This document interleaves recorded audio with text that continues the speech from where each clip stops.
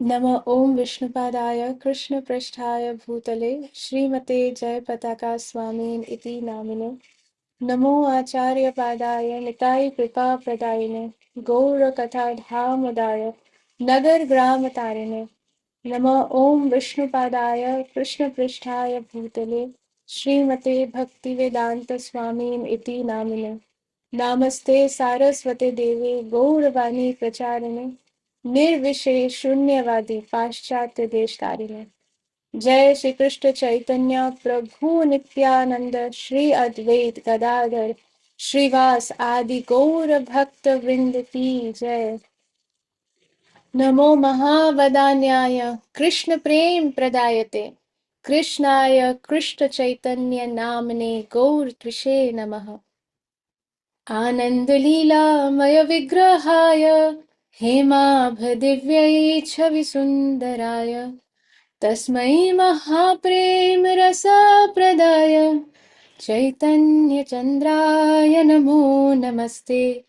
चैतन्यचन्द्राय नमो नमस्ते। चैतन्यचन्द्राय नमो नमस्ते।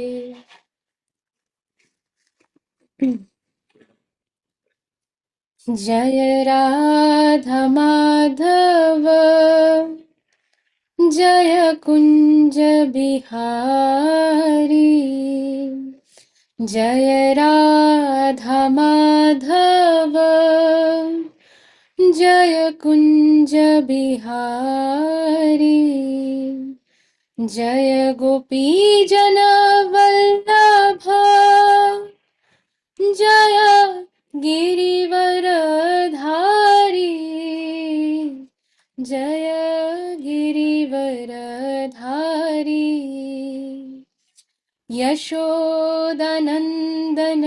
व्रज जनरञ्जन यशोदानन्दन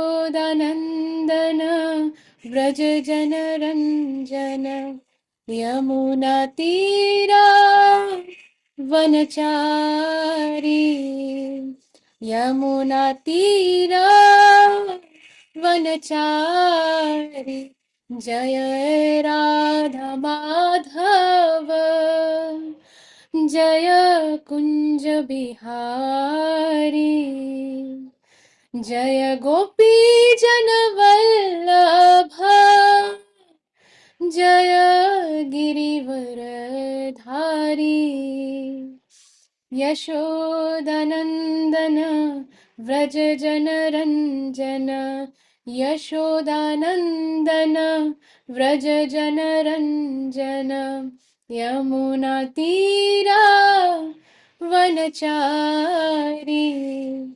यमुनातीरा वनचारी। जय राधा माधव जय कुंज बिहारी। जय राधा माधव जय कुंज बिहारी। हरे कृष्णा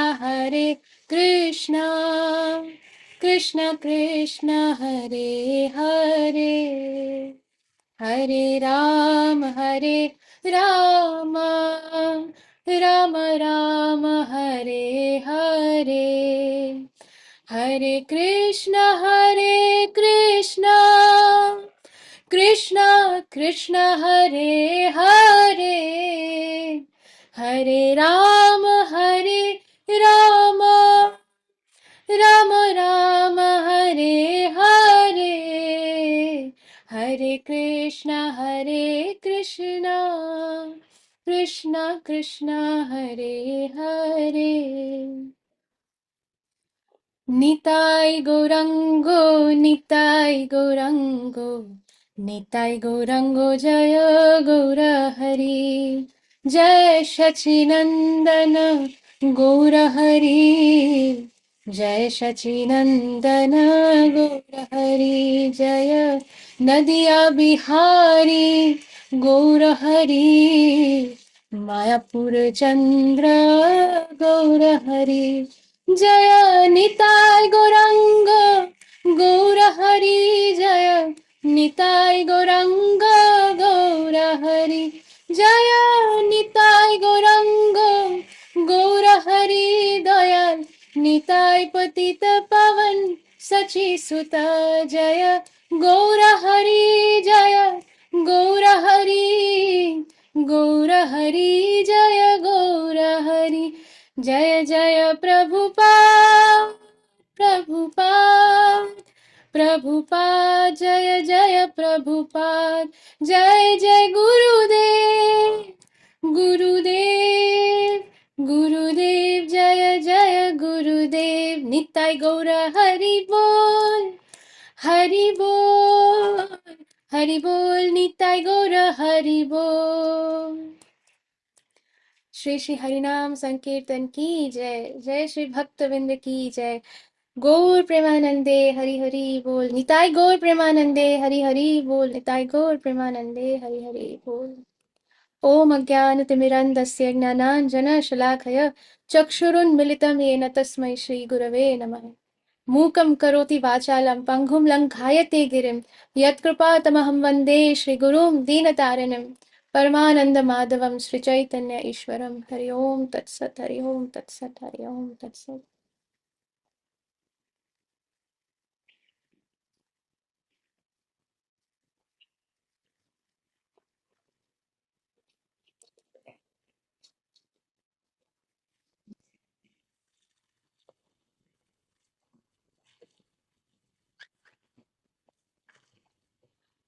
আচ্ছা,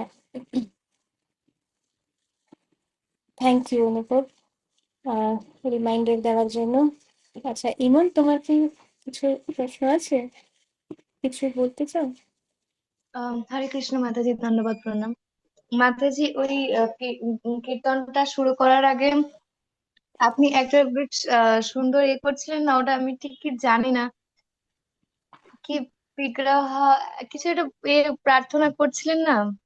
ও আনন্দ লীলা মায়া লীলাময় হ্যাঁ, মহাপ্রভুর প্রণা মহাপ্রভুর ইয়ে গ্লোরিফিকেশন। আচ্ছা আচ্ছা, এইটার মিনিংটা যদি কোনো একটা ক্লাসে বা কোনো এক সময় বলেন তাহলে খুব হয় আর কি। শিওর, আমি বলছি। থ্যাংক ইউ ইমন, হরে খুব সুন্দর ইয়ে। আম, এই যে প্রার্থনাটা যেটা যেটা ইমন জিজ্ঞেস করছে, আনন্দ, এই যে আমি যেটা গাইছিলাম, আনন্দ লীলাময় বিগ্রহায়, এটা যে মহাপ্রভুর গৌরাঙ্গ মহাপ্রভুর গ্লোরিফিকেশন, মহাপ্রভুর দিব্য যে মানে শরীর, তার দিব্য জ্যোতি, তার মানে তার যে লীলা, তো সেটা বলা হচ্ছে যে আনন্দ, মানে আনন্দ, যেটা আনন্দ দেয়, দিচ্ছে, প্রদান করছে। আনন্দ লীলাময় বিগ্রহায়, মানে ওনার প্রত্যেকটা মুহূর্তে উনি যে লীলা দিচ্ছেন আমাদের। আহ মহাপ্রভুর লীলা যদি আমরা দেখি, মহাপ্রভু উনি যখন আহ, মানে ওয়েস্ট বেঙ্গল ছেড়ে, নদিয়া ছেড়ে যখন উনি ডিসাইড করলেন যে এবার উনি বৃন্দাবন চলে যাবেন, তখন ওনার মা সচিমাতা, সে অত্যন্ত মানে ক্রন্দন করতে লাগলেন যে কারণ ওই সময় তো আর ট্রেন বাস ফ্লাইট এসব ছিল না। মা বলছে যে আমার বড় ছেলে সন্ন্যাস নিয়ে চলে গেছে এত ছোট বয়সে, এবার আমার আরেক এই ছোট ছেলেও যদি চলে যায় এত দূরে, আমি কোনো দিন আর মানে, ওই সময় হচ্ছে সন্ন্যাস দীক্ষা মানে হচ্ছে সব শেষ, মানে কোনো আহ কোনো ফ্যামিলির সাথে কোনো কানেকশন আর রাখা যাবে না। তো সেই মা সতীমাতা মানে প্রচন্ড কান্নাকাটি করে যে আহ যে যে এই যদি চলে যায় তাহলে তো আর কোনো দিন ওকে দেখতে পারবো না, বৃন্দাবন এত দূরে কি করে আমি যাব, এই বয়সে হেঁটে হেঁটে সম্ভব না। তখন মহাপ্রভু, উনি তো স্বয়ং ভগবান কৃষ্ণায়, ওনার ইচ্ছেতেই সব হচ্ছে, কিন্তু কৃষ্ণ আমাদেরকে শেখাচ্ছে যে কিভাবে বাবা মা যারা ভক্তি মানে যারা বৈষ্ণব বাবা মা, বা ইভেন যদি কেউ বৈষ্ণব, কেউ যদি ভক্তিপথে না থাকে, হতে পারে যে ছেলে মেয়েরা ভক্তিপথে এসেছে, হয়তো সেই বাবা মা ভক্তিপথে আসেনি, কিন্তু তা বলে কি আমরা তাদের সাথে দুর্ব্যবহার করব? না, নেভার। কারণ তাদেরকে ভালোবাসা দিয়ে দুর্ব্যবহার করলে তো কোনো মতেই তারা ভক্তিপথে আসবে না। তাছাড়া ইভেন কি যারা মানে সন্তান রূপে যারা ভক্তিপথে আসছে, এইটা ইভেন আমার মানে একটা ভক্তেরও লক্ষণ না বাবা মা, বাবা মাকে এইভাবে রুডলি ইয়ে করা। তাই জন্য অলওয়েজ রেসপেক্ট অ্যান্ড লাভ, হতে পারে সেই বাবা মা যেই অ্যাডভাইস আমাদের দিচ্ছে যে না না এই ছোট বয়সে তুই মাছ মাংস ডিম কেন ছাড়বি, আমাদের এই অ্যাডভাইস নিতে হবে না, কারণ এই অ্যাডভাইসটা হচ্ছে মহাপ্রভুর যে ইনস্ট্রাকশন তার বিরুদ্ধে, কৃষ্ণার ইনস্ট্রাকশনের বিরুদ্ধে। তো আমরা সেই অ্যাডভাইসটা না নিলাম, কিন্তু তার মানে এরকম না যে সেই বাবা মা এই তুমি তো মাছ মাংস ডিম খাও তুমি একটা রাক্ষসী, তুমি একটা রাক্ষস, এরম। কারণ অনেকজন এটা করে, তাই জন্য এটা কখনই করা উচিত না। তো মহাপ্রভু শেখাচ্ছেন প্রত্যেক মুহূর্তে। সচিমাতা যখন এটা বলছে তখন মহাপ্রভু তার চরণে দণ্ডবত প্রণাম করছে, মায়ের চরণ ধরে বলছে যে মা আমি তোমারই, তুমি যেরকম বলবে আমি সেটাই করব। তখন শশীমাতা বলছে যে তাহলে তুই বৃন্দাবনে যাস না, তুই জগন্নাথ পুরীতে বরঞ্চ থাক, কারণ অতটা দূর না তো, তাই নদিয়ার থেকে নবদ্বীপ থেকে যখন ভক্তরা যাবে জগন্নাথ পুরী গেলে তোর কি আপডেট আমি পাবো, মানে তুই কেমন আছিস না আছিস, আবার আমি যদি কিছু পাঠাতে চাই তাহলে তাদের হাতে পাঠাতে পারবো। তখন মহাপ্রভু বলে ঠিক আছে। কিন্তু জগন্নাথ পুরীতে থাকার সময় মাঝে 2 বছর মহাপ্রভু উনি আহ কৃষ্ণ প্রেম বিতরণ করতে বেরিয়েছিলেন, সাউথ ইন্ডিয়া বিভিন্ন জায়গায় উনি গেছিলেন। তো ওই সময় যেটা হয় যে উনি প্রত্যেকটা জায়গায় কীর্তন করতে করতে যাচ্ছেন আর নৃত্য করতে করতে যাচ্ছেন, আর এমন নৃত্য যে যেখানে যারা ভক্তিপথে নেই, যারা হয়তো অবৈষ্ণব বা যারা হয়তো আহ আহ শ্রী রামচন্দ্রের হয়তো ভক্ত, বা যারা হয়তো খুব ওই স্মার্ত ব্রাহ্মণ যাদেরকে বলা হয়, যে মানে আমরা বেদ আর এইসব পড়ি, আমরা সব জানি, আমরা জ্ঞানী, আমরা ওইসব ওই ভগবানের স্বরূপে এইসবেতে মানি না, এরকম ধরনের যারা, তো এনারা প্রত্যেকেই ভগবানের দিব্য লীলা, ভগবানের দিব্য নৃত্য। কিরকম দিব্য, মহাপ্রভু মানে এমন এমন নৃত্য করতেন, এমন মানে জাম্প করতেন যে সবাই হা হয়ে অবাক হয়ে দেখতেন, যে মনে হচ্ছে একটা সোনার পাহাড় যেন ওপরে যাচ্ছে আর নিচে আসছে, এত দিব্য জ্যোতি। আর কি দেখতে মহাপ্রভুকে, মানে চোখ হচ্ছে একেবারে টানা টানা। অনেক সময় মানে মাতাজির এক চোখে কাজল পড়ে, তা কাজল পড়ার পরে সে টেনে টেনে কাজল পড়ে, কিন্তু মহাপ্রভুর চোখ অলরেডি ওরকম পদ্ম ফুলের মানে সেই বিয়ের মতন, এত বিউটিফুল চোখ। তারপরে ওনার হাত হচ্ছে অজানুলম্বিত ভুজও, মানে ওনার হাঁটুর থেকেও লম্বা, মানে উনি যখন হাত সোজা রাখেন বলা হয় যে এটা হচ্ছে মহাপুরুষের লক্ষণ, যাদের হাত তাদের হাঁটুর থেকেও নিচে যায়। যখন সে দাঁড়িয়ে আছে যদি হাত হাঁটুর থেকেও নিচে যাচ্ছে, হাঁটুর তলা অবধি হাত যাচ্ছে, সেটা হচ্ছে একজন মহাপুরুষের লক্ষণ। তো মহাপ্রভুর এরকম যে অজানুলম্বিত ভুজ, ওনার হাত ওনার হাঁটুর নিচ অবধি, উনি যখন দু বাহু তুলে যখন নৃত্য করছেন তখন সবাই হা করে দেখছে, এমন মানে গোল গোল ঘুরছেন, এমন ভাবে নৃত্য করছেন যে কোনোদিন কেউ দেখেনি। আবার যখন উনি কীর্তন করছেন এইরকম কীর্তনও কেউ শোনেনি।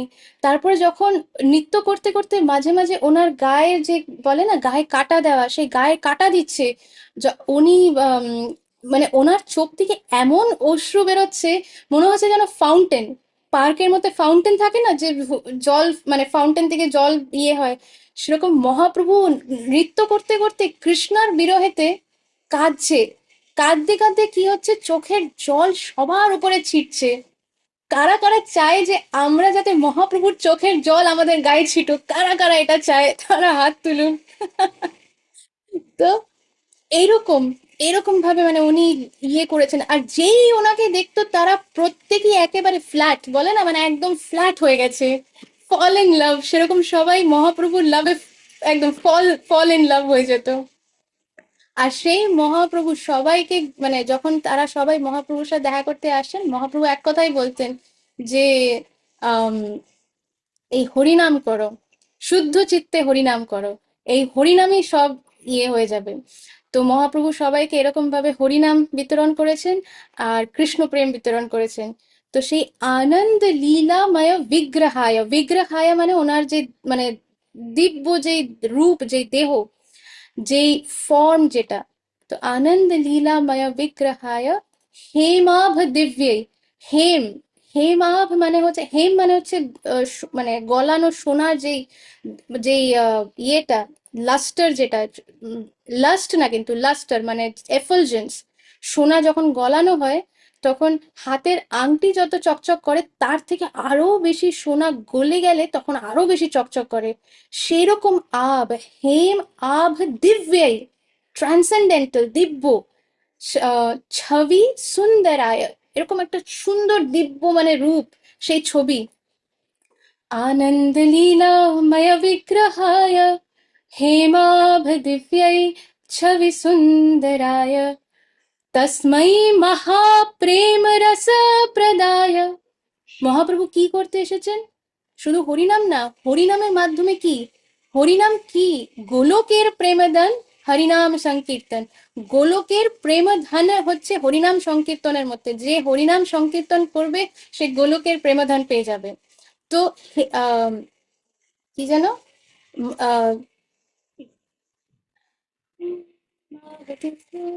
সুন্দরায় তস্মৈ মহাপ্রেম রস প্রদায়, যে মহাপ্রেম রস প্রদান করতে এসেছেন। এই যে প্রেম রস বা এই যে বলা হয় না কৃষ্ণ প্রেম, এটা হচ্ছে সব থেকে হাইয়েস্ট। আর তার মধ্যে হাইয়েস্ট হচ্ছে যে গোপী ভাব, যেটা এই যে পারকীয়া ভাব যেটাকে বলে, সেটা হচ্ছে হাইয়েস্ট। সেই হাইয়েস্ট জিনিসটা মহাপ্রভু প্রদান করতে এসেছে। মহাপ্রভু কিন্তু আমাদের ওই গোপালকে সন্তান রূপে দেখা, আমার ছোট্ট বাচ্চা দেখি কিরকম আছে, খেলো কিনা, এইসব দিতে আসেনি কিন্তু। লাড্ডু গোপালকে ওরকম লাড্ডু, আমরা, আমাদের কি সচী মাতা হওয়া, দেবকী মাতা হওয়া, যশোদা মাতা হওয়ার কোনো যোগ্যতা আছে? নিজেকে মা মনে করছি যে আমি আমার গোপালকে এইটা না দিলে পরে ও করবে না, আমার গোপাল এরকম করেছে। আরে তোমার গোপাল ঘোড়ার ডিমের মাথা করেছে, তুমি কিচ্ছু বোঝো না। তুমি মনে মনে ভাবছো এগুলো তোমার মায়া তোমাকে খেলাচ্ছে মাইন্ডের মধ্যে। কিন্তু মহাপ্রভু হাইয়েস্ট কি দিতে এসেছে, এরকম না যে এই মুড খারাপ, কারণ চারটে সম্প্রদায়ের কিন্তু চারটে ডিফারেন্ট মুড আছে। চারটে, যে আমরা সবসময় বলি না যে প্রামাণিক সম্প্রদায়, চারটে প্রামাণিক সম্প্রদায়। তো সেই প্রামাণিক সম্প্রদায়ের কিন্তু চারটে ডিফারেন্ট মুড। তার মধ্যে একটা হচ্ছে এই যে বল্লভাচার্য সম্প্রদায়, বা যেটাকে রুদ্র সম্প্রদায় বলে, মানে বাবা ভোলানাথ থেকে যেটা আসছে। আবার ওইটাকেই এখন পুষ্টি মার্গ সম্প্রদায়ও বলে। গুজরাট বা রাজস্থান এই জায়গাগুলোতে পুষ্টি মার্গ বেশিরভাগ সম্প্রদায়, মানে বেশিরভাগ যারা আছেন ভক্তরা, তারা হচ্ছে পুষ্টি মার্গ সম্প্রদায়। তাদের সম্প্রদায়ের মুড হচ্ছে কিন্তু গোপালকে বাল রূপে দর্শন করা, বা বাল রূপে তাকে তার সেবা করা। কারণ তারা কিন্তু হচ্ছে মানে যেখানে কৃষ্ণার বাল্য রূপে যে লীলা চলছে, সব আলাদা আলাদা জায়গায় চলছে। গোকুলে লীলা চলছে বাল্য রূপে, কৈশোর রূপে আরেক জায়গায় লীলা চলছে, কৃষ্ণা করছেন। এরকম ভাবেই নিকুঞ্জবনে কৃষ্ণা নিত্য লীলা করছেন শ্রীমতী রাধা রানীর সাথে। তো মহাপ্রভু সেইটা আমাদের দিতে এসেছেন, যেটাকে বলা হচ্ছে হাইয়েস্ট মুড। তার মানে এমন না যে যশোদা মায়ের যে প্রেম সেটা হচ্ছে এটার থেকে কম, ওটা ওর থেকে বেশি, এইভাবে আমরা দেখবো না। এটা আমাদের বোঝার বাইরে। আর এখন এই টপিকটাও একটু হাই লেভেলে, তাই এখানে আমি ডিসকাস করবো না। কিন্তু আমাদের মহাপ্রভু যেই মুড দিতে এসেছেন সেটা হচ্ছে এই মহাপ্রেম রস, প্রেম রস প্রদায়িনে, এই রস মহাপ্রভু প্রদান করতে এসেছেন। আর চৈতন্য চন্দ্রায় নমো নমস্তে, সেই চৈতন্য চন্দ্রায় মানে যখন একেবারে ডার্ক নাইটে, মানে একদম ঘুটঘুটে অন্ধকারের মধ্যে পূর্ণিমা যদি হয়, তখন সেই চাঁদের আলোতে আমরা সব দেখতে পারি।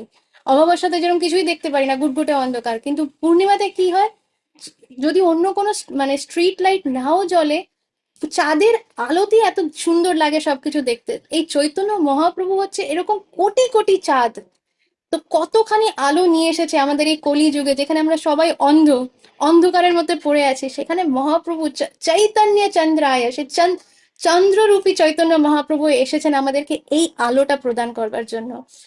তো এই যে এই প্রার্থনাটা, প্রেয়ারটা, এটা হচ্ছে মহাপ্রভুকে গ্লোরিফাই করছে।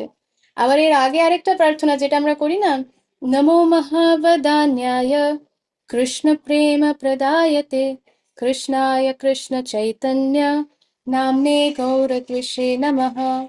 এখানে মহাপ্রভু আর শিল সনাতন গোস্বামী যখন দেখা হয়, তখন শিল সনাতন গোস্বামী মহাপ্রভুকে এই প্রার্থনাটা করে গ্লোরিফাই করে যে নমো মহাবদান্যায়, বলছে নমো মহাবদান্যায়, মানে যে সব থেকে মানে যে মূল্যবান জিনিস সেটা প্রদান করতে এসেছে। তখন মহাপ্রভু বলছে আমি কি প্রদান করব, আমি ওসব কিছু জানি না, এ তো কৃষ্ণ প্রদান করবে, আমি তো শুধু কৃষ্ণার সার্ভেন্ট। তখন শিলা সনাতন গোস্বামী বলছে, কৃষ্ণ প্রেম প্রদায়তে। তখন মহাপ্রভু বলছেন, আমি কৃষ্ণ প্রেম কি করে দেব? কৃষ্ণ প্রেম তো কৃষ্ণাই দিতে পারে, যার ধন সেই তো দিতে পারবে, আমি কি করে দেব? তখন শিলা সনাতন গোস্বামী বলছে, কৃষ্ণায় কৃষ্ণ চৈতন্য, মানে তুমি, তুমি কৃষ্ণা, তুমি কৃষ্ণ চৈতন্য রূপে এসেছো। কাকে তুমি ইয়ে করছো, চিট করছো, আমি জানি ভালো করে। মহাপ্রভু বলছে, তুমি শাস্ত্র পড়োনি? তুমি শাস্ত্রতে দেখোনি কৃষ্ণার গায়ের রং কি, আমার গায়ের রং কি? কৃষ্ণ তো শ্যাম বর্ণ, আমাকে, আমি তো শ্যাম বর্ণ না, তাহলে আমি কেন কি করে কৃষ্ণ হব? তখন শিলা সনাতন গোস্বামী বলছেন কি, আহ কৃষ্ণায় কৃষ্ণ চৈতন্য নামনে গৌরত্বিষে নমঃ। গৌরত্বিষে, তুমি গৌর বর্ণ নিয়ে এসেছো, তাই তোমাকে আমি প্রণাম করি। তুমি আমাকে চিট করতে পারবে না, তুমি পুরো জগৎকে বলতে পারো তুমি ভক্ত, কৃষ্ণের ভক্ত, আমি জানি তুমি স্বয়ং কৃষ্ণ।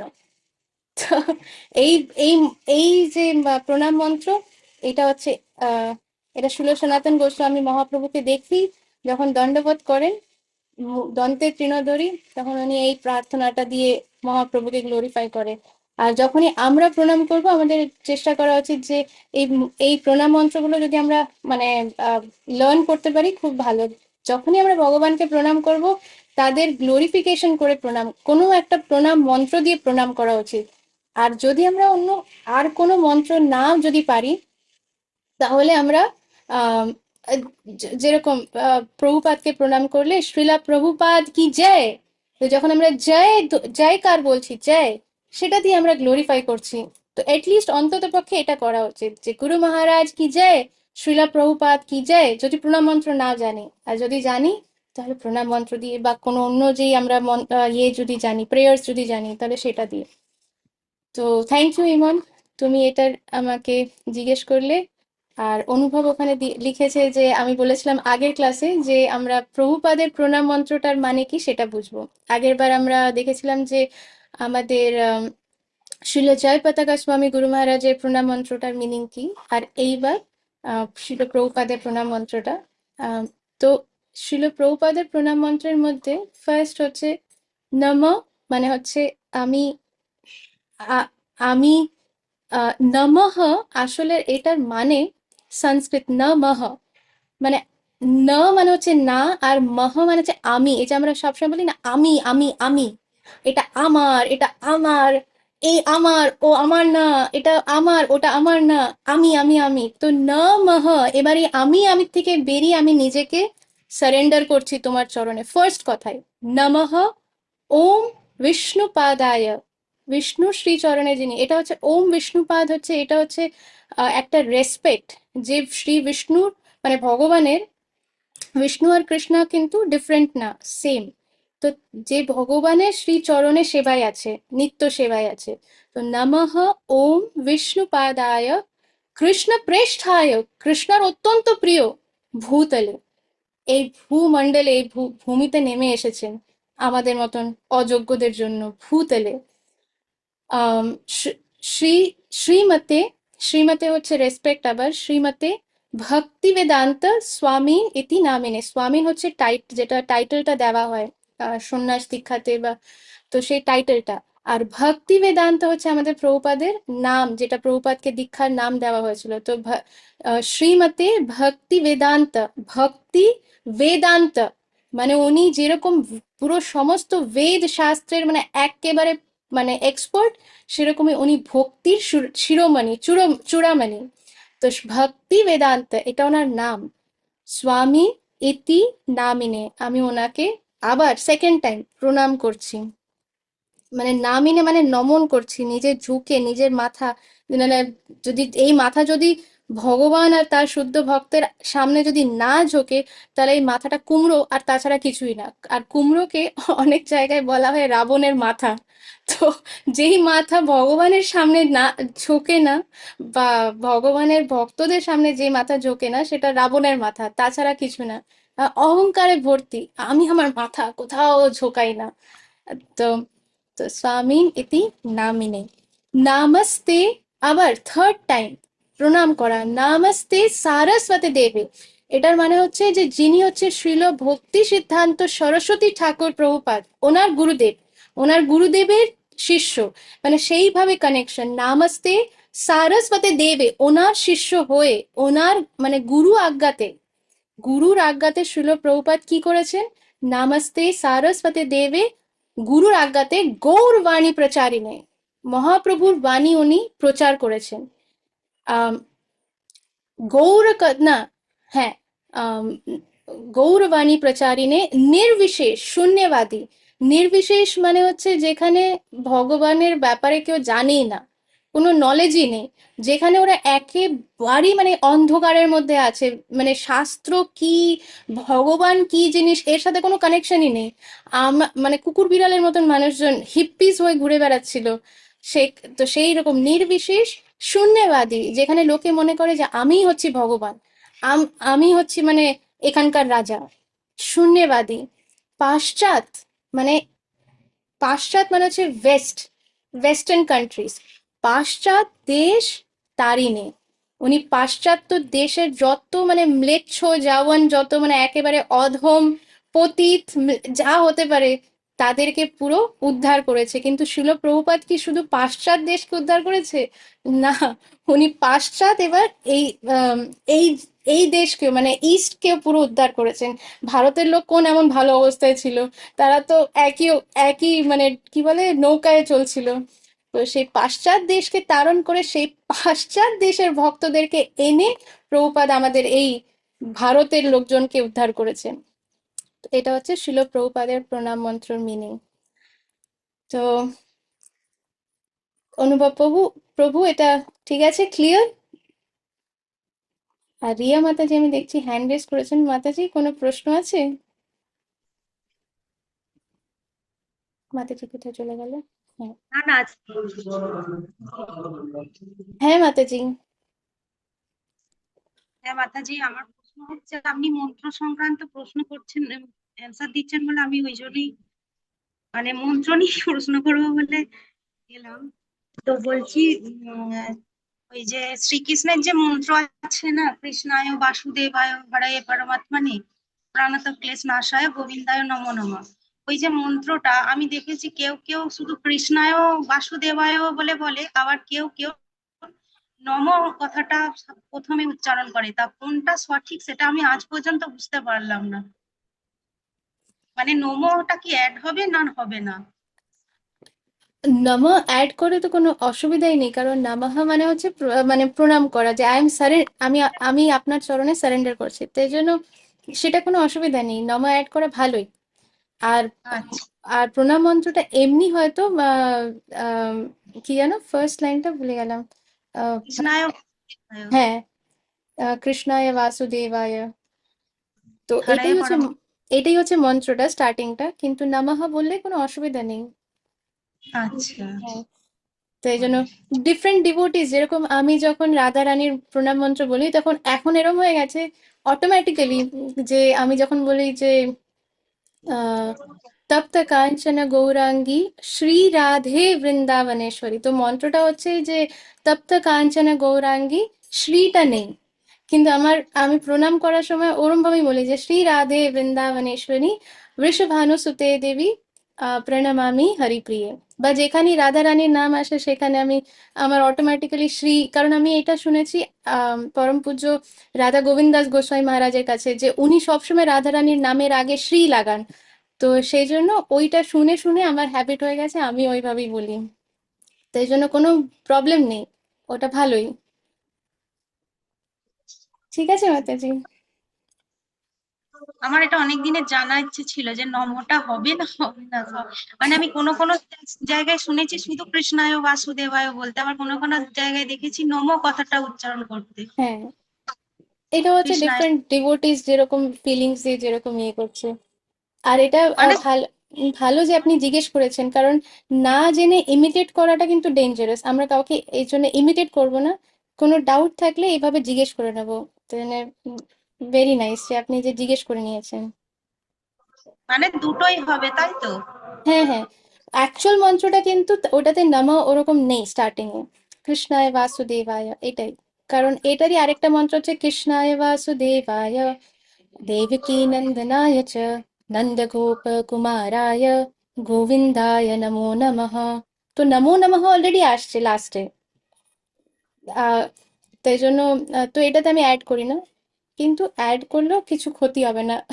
কৃষ্ণা বলবে না এই তুমি আমার মন্ত্রটাকে বিকৃত করে দিয়েছো কেন, এরকম বলবে না কৃষ্ণ। ঠিক আছে মাতাজি। আচ্ছা, ধন্যবাদ। তাহলে এবার আমি ইয়েটা শেয়ার করি, স্ক্রিনটা, আর আমরা আমাদের রিডিং এর দিকে এগিয়ে যাই। আজকে আশা করছি যে আমাদের ফাইনালি মুখবন্ধটা কমপ্লিট হয়ে আমরা এগোবো আমাদের ভার্সেস এর দিকে। কিন্তু কিন্তু আমার কোনো তাড়া ফিল হয়নি এটাতে যে তাড়াতাড়ি আমাদের শ্লোকায় আসতে হবে, কারণ এই প্রিফেসের মধ্যে আমরা এত কিছু শিখতে পেরেছি, তাই জন্য আর আমরা সবাই এত এনজয়ও করেছি। আচ্ছা ঠিক আছে, কারা কারা রিড করতে চান তারা হ্যান্ড রেজ করলে আমি আনমিউট করে দেবো। আচ্ছা, আমি প্রথমেই রিনা মাতাজিকে দেখতে পাচ্ছি, তাই জন্য রিনা মাতাজিকে আনমিউট করি। ইন্দিরার হ্যান্ড রেজ ছিল বলতে জানি না। হ্যাঁ মাতাজি ছিল। হ্যাঁ ঠিক আছে, তাহলে আমরা back to back, Rina Mataji read করুক, তারপরে তুমি রিড করো।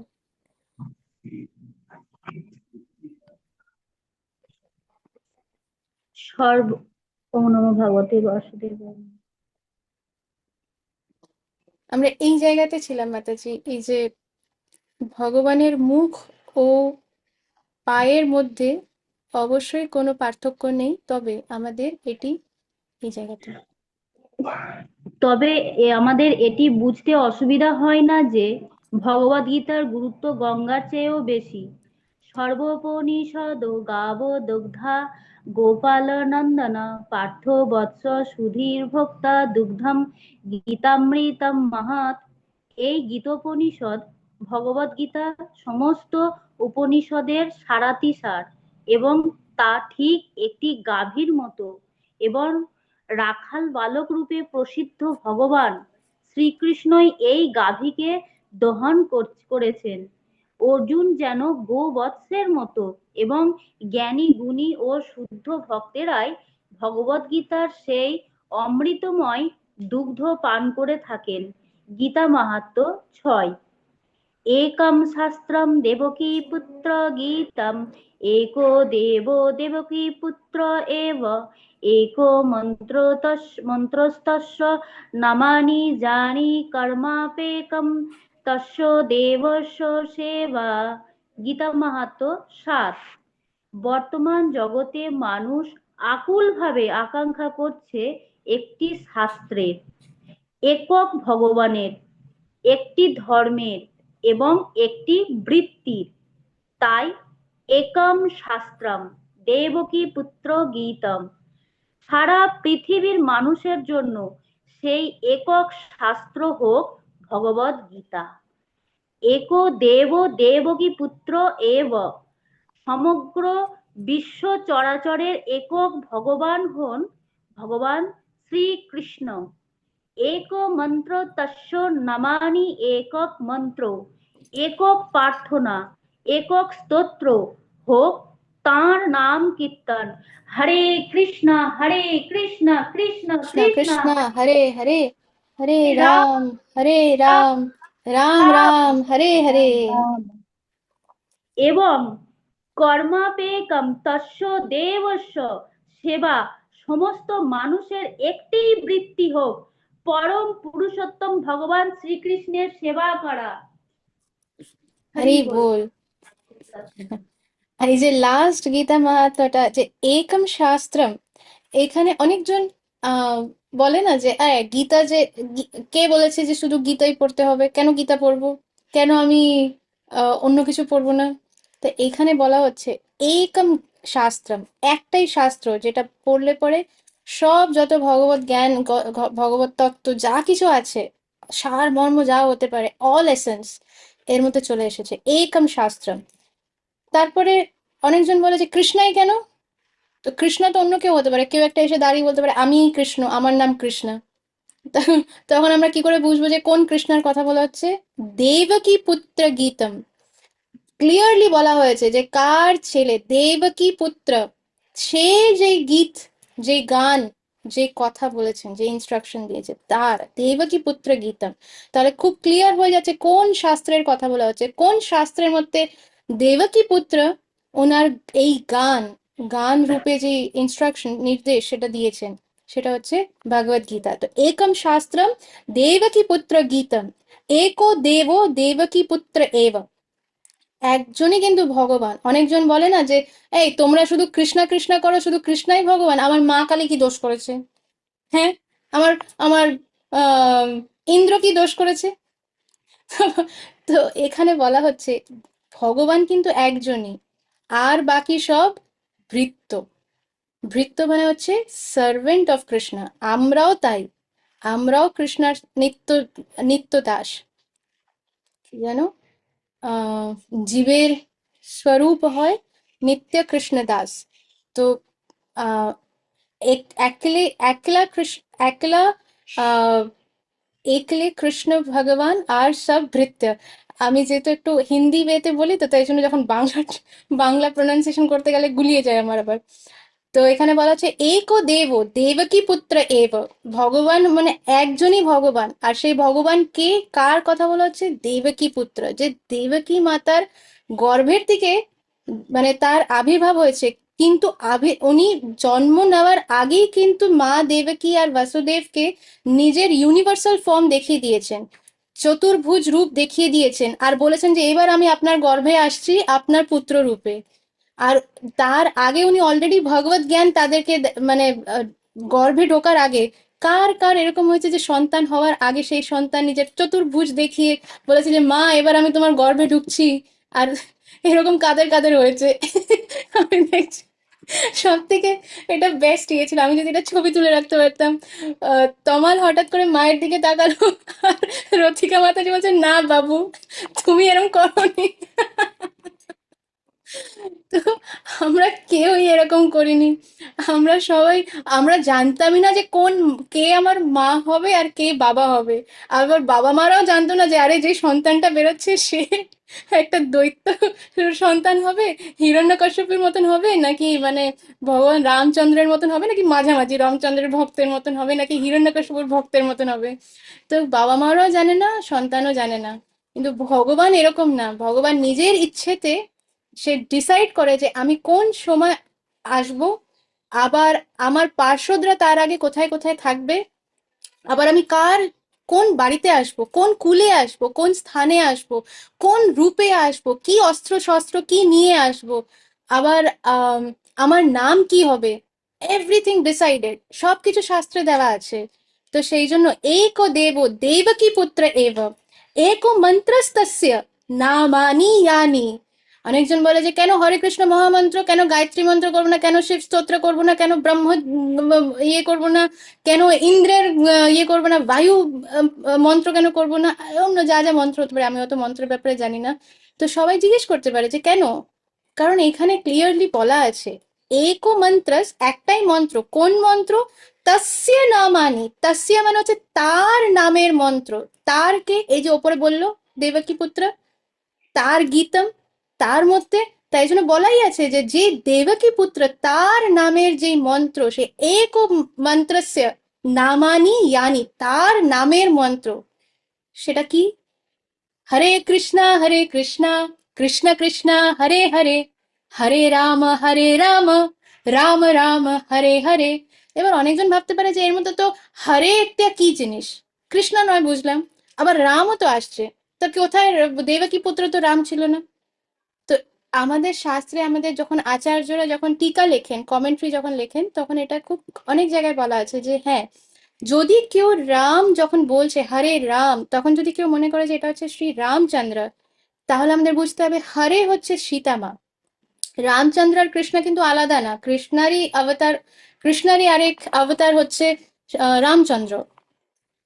কিন্তু যখন আমরা যদি ভাবি যে রাম মানে হচ্ছে রামচন্দ্র, তাহলে হরে হয়ে যাচ্ছে সীতা মা। কিন্তু অ্যাকচুয়ালি গৌড়ীয় পরম্পরাতে যেটা মহাপ্রভু আমাদের যে মন্ত্র, এই যে হরে কৃষ্ণ মহামন্ত্র দিয়েছেন, সেখানে হরে রাম, রাম মানে হচ্ছে যে রাধা রানীর সাথে রমণ করছে, পাস টাইমস করছে, লীলা করছে, সেই রমণ, রাধা রমণ। বৃন্দাবনে বিগ্রহ আছে রাধা রমণ লালজি। তো এই রাম কিন্তু হচ্ছে সেই রাধা রমণ লাল। এটা শ্রী রামচন্দ্রের কথা বলা হচ্ছে না, আমাদের গৌড়ীয় বৈষ্ণব। কিন্তু যদি কেউ রামকে শ্রী রামচন্দ্র ভাবে, তাহলে আমাদের গিয়ে বেশি এই করা উচিত না, এই তোমরা ভুল ভাবছো। না, একটা ডিভোটি সে যেইভাবে সে মন্ত্রটা ইয়ে করছে সেটা তার ব্যাপার। যে এই মন্ত্রটাকে যেই মুড নিয়ে, যেই যেই আম, কি বলে, যেটা মেডিটেট করে হরে কৃষ্ণ মহামন্ত্র করবে, সে সেই রকম স্বরূপই মানে পাবে। এবার যারা, এবার হরে মানে কি, হরে কিন্তু হরিও হতে পারে, কিন্তু হরে শব্দটা আসছে হরা থেকে। হরা হচ্ছে রাধা রানীর এক নাম। কেন হরা? কারণ সে কিন্তু সব দুঃখ কষ্ট হরণ তো করছি, হরণ করছি আমাদের। সে কিন্তু কৃষ্ণার যে অ্যাটেনশন সেটাও হরণ করে নিচ্ছে। কৃষ্ণা কিন্তু এক মোমেন্টের জন্য নিজের অ্যাটেনশন রাধা রানীর থেকে অন্য কোথাও দিতে পারে না। রাধা রানী যখন বলবে যে শোনো, এই ভক্ত কিন্তু খুব ভালো ভক্ত, আমার থেকেও ভালো ভক্ত, রাধা রানী কিন্তু শুধু বলার জন্য বলেন না, উনি সত্যি নিজেকে মনে করে যে সব থেকে, মানে সে ভক্তি, রাধা রানী যে হচ্ছেন শিরোমণি, ওনার থেকে উনি হচ্ছেন সোর্স। আমরা যেটুকু যা ভক্তির নামে ভক্তি করছি, ভক্তির ভাও হয়তো শুরু হয়নি, কিন্তু যা যা করতে পারছি ওনার থেকেই আসছে। উনি হচ্ছেন সেই সোর্স। কিন্তু রাধারানীর মুড কিরকম, দৈন্য ভাব কিরকম, উনি মনে করেন যে এই যে ভক্ত, সে আমার থেকেও বেশি ভালো, কৃষ্ণ তুমি ওকে গ্রহণ করো। হ্যাঁ হ্যাঁ, কৃষ্ণ বলছে হ্যাঁ হ্যাঁ ঠিক আছে, তুমি আগে বলো না রাধারানী, তুমি কি বলছিলে, তুমি আগে ওকে গ্রহণ করো, তুমি আগে ওকে নিজের চরণে নাও, তারপর আমি কথা বলবো। উফ, আচ্ছা ঠিক আছে চলো। কৃষ্ণ বললো ঠিক আছে চলে আসো। রাধারানী যেহেতু আমাদের ওই কি বলে অ্যাপ্লিকেশন দিয়েছে, সেই জন্য কৃষ্ণ অ্যাকসেপ্ট করছে। কিন্তু রাধারানী অ্যাপ্লিকেশন কেন দেবে? কারণ রাধারানীর যারা সে, মানে যারা রাধারানীকে সার্ভ করছে, মানে আমাদের পুরো যে গুরু পরম্পরা, মহাপ্রভুর পুরো এই যে ডিসিপ্লিক সাকসেশন, তারা সবাই হচ্ছে রাধারানীর পাল্লদাসী। এটা হচ্ছে সিক্রেট, এটা হচ্ছে গৌড়ীয় পরম্পরার একটা সিক্রেট, যে যত আমাদের গুরু পরম্পরা, ওনারা হচ্ছে সবাই প্রত্যেকে রাধারানীর মঞ্জুরি, রাধারানীর সব পাল্লদাসী। ভক্তিবিনোদ ঠাকুর নিজের স্বরূপ লিখে বলছেন ভজনের মধ্যে, যে কি জানো, এখন আমার বচনের ওয়ার্ডস গুলো মনে পড়ছে না। তো যাই হোক, এরকম আমরা জানি শাস্ত্রের মধ্যে দেওয়া আছে যে আমাদের শিল ভক্তি বিনোদ ঠাকুর উনি কোন মঞ্জুরি, শিল ভক্তি সিদ্ধান্ত সরস্বতী ঠাকুর উনি কোন মঞ্জুরি। মঞ্জুরি মানে হচ্ছে রাধা রানীর যারা সার্ভেন্টস, যারা রাধা রানীর সাথে অলওয়েজ থাকে, একটা মোমেন্টের জন্য রাধা রানী তাদের ছাড়ে না।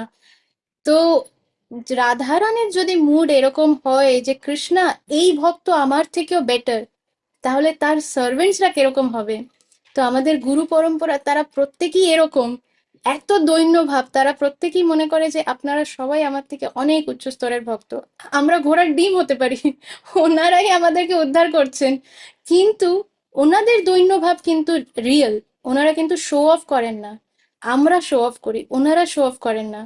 তো এখানে বলছে একো মন্ত্রস্তস্য নামানি ইয়ানি, এটা ক্লিয়ার যে হরে কৃষ্ণা, হরে হচ্ছে হারা। এবার সংস্কৃতের মধ্যে রাধা হয়ে যাচ্ছে রাধে। যখন আমরা ডাকবো জয় রাধে, জয় রাধে, জয় শ্রীকৃষ্ণ বলো জয় রাধে, তো এখানে রাধা রানীকে ডাকা হচ্ছে, তাই জন্য রাধা হয়ে যাচ্ছে রাধে। সংস্কৃতের মধ্যে কৃষ্ণা কিন্তু কৃষ্ণাই থাকে, কৃষ্ণে হয় না। আবার রামও কিন্তু রমে হয়ে যায় না বা রামে হয়ে যায় না, রামই থাকে। তাই জন্য হরা যেহেতু মার রাধারানী, তা হরে হয়ে যাচ্ছে, হরে কৃষ্ণ আমরা ডাকছি, সবকটাই কিন্তু আমরা ডাকছি হরে কৃষ্ণ, মানে ডাকছি যে আসো তোমরা, ওখানে থেকো না আমার মতন পাপিষ্ঠ নরদানকে, প্লিজ আমাদের দিকে তাকাও, আমার কাছে আসো, হরে কৃষ্ণ কৃষ্ণ কৃষ্ণ হরে হরে, হরে রাম রাম রাম হরে হরে। মানে আমরা কনস্ট্যান্টলি তাদেরকে ডাকছি। তো এই একটাই নাম যার মধ্যে কিন্তু কোনো নম ভগবতে কোনো সেকেন্ডারি কিছু নেই, প্রত্যেকটা কিন্তু ভগবানের ডাইরেক্ট নাম। তাই জন্য এই একটাই মন্ত্রের কথা বলা হচ্ছে। অন্য যত মন্ত্র তাদের মধ্যে কিন্তু ওম নমো ভগবতে বাসুদেবায়, এর মধ্যে অ্যাকচুয়াল নাম কিন্তু একটাই আছে, বাসুদেবায়। ওম নমো ভগবতে, কোনোটা ডাইরেক্ট নাম না কিন্তু। বা শ্রীকৃষ্ণম শরণম মম, তো এর মধ্যে কিন্তু শ্রীকৃষ্ণম এটাই ডাইরেক্ট, শরণম মম কিন্তু ডাইরেক্ট নাম না, এটা হচ্ছে আমরা আমাদের প্রার্থনা বলছি। কিন্তু হরে কৃষ্ণ মহামন্ত্র কেন? বিকজ প্রত্যেকটা হচ্ছে ভগবানের ডাইরেক্ট নাম, আর ভগবানের ডাইরেক্ট নাম মানে হচ্ছে ডাইরেক্টলি পাওয়ারফুল। নাম আর রূপ কিন্তু অভিন্ন। তো লাস্টে বলা হচ্ছে কর্মাপি একম তস্য দেবস্য সেবা, একটাই কর্ম, আমাদের একটাই জিনিস আমাদের করতে হবে, কি?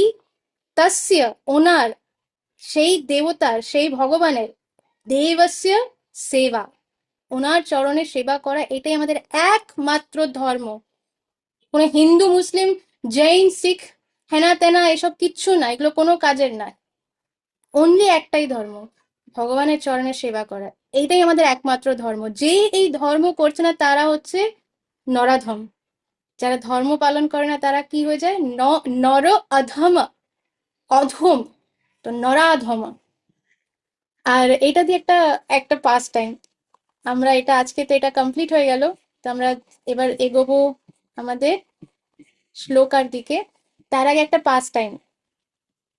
আহ তো একবার আমি জানি যে আপনাদের মধ্যে অনেকেই হয়তো শ্রীলা সনাতন গোস্বামী বা শ্রীলা রূপ গোস্বামী এনারা কারা তাদের ব্যাপারে খুব একটা আপনারা জানেন না। তো আমি জাস্ট শর্টে বলছি যে এই সনাতন গোস্বামী, শ্রীলা রূপ গোস্বামী এনারা হচ্ছেন আহ, মানে প্রথম কথা হচ্ছে রূপ গোস্বামী হচ্ছেন রূপ মঞ্জুরি, মানে রাধারানীর যে ডাইরেক্ট ফার্স্ট অ্যাসিস্ট্যান্ট, শ্রী রূপ মঞ্জুরি। আর আমাদেরকে যারা এই গৌড়ীয় পরম্পরাতে আছে, প্রভুপাদের আন্ডারে যারা আছে, তাদেরকে বলা হয় রূপানুগা। মানে আমরা হচ্ছি এই শিল রূপ গোস্বামীর ফলোয়ার্স।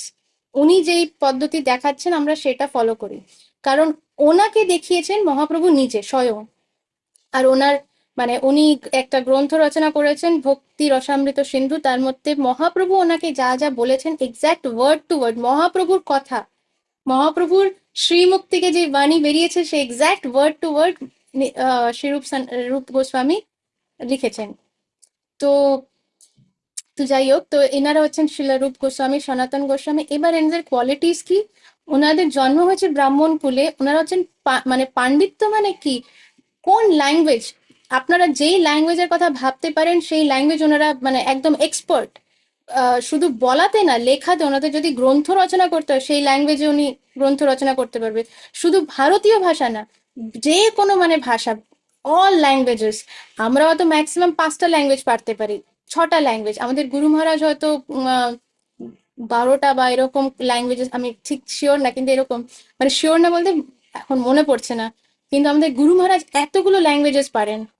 তো আমি আমি পারি শুধু 4টে না 5টা, হিন্দি, ইংলিশ, গুজরাটি, বাংলা, একটু একটু রাশিয়ান, আর একটু সিন্ধি বুঝতে পারি, একটু মারাঠি বুঝতে পারি, আর কি গুজরাটি বলেছি। হ্যাঁ, তো 6টা কি 7টা কিছুটা। কিন্তু এনারা হচ্ছেন মানে যতগুলো ল্যাঙ্গুয়েজ আপনারা ভাবতে পারেন, প্রত্যেকটা ভাষায় পাণ্ডিত্য। তারপরে ভাষা বাদ দিয়ে যদি আমরা দেখি অ্যাস্ট্রোলজি, অ্যাস্ট্রোনমি, ম্যাথমেটিক্স, সায়েন্স, বেদ শাস্ত্র, আম, আয়ুর্বেদ শাস্ত্র, যা কিছু আপনারা ভাবতে পারেন প্রত্যেকটা সাবজেক্টের মধ্যে এনারা হচ্ছেন এক্সপার্ট, যেটাকে বলে এরকম ব্রিলিয়েন্ট তুখার। কিন্তু এনাদেরকে যখন ওই নবাব হুসেন, মানে মুসলিম একটা রুলার ছিল, নবাব হুসেন শাহ, সে যখন জানতে পারে যে ও এদের এত ক্যালিবার, তাহলে নিয়ে আসো এদেরকে।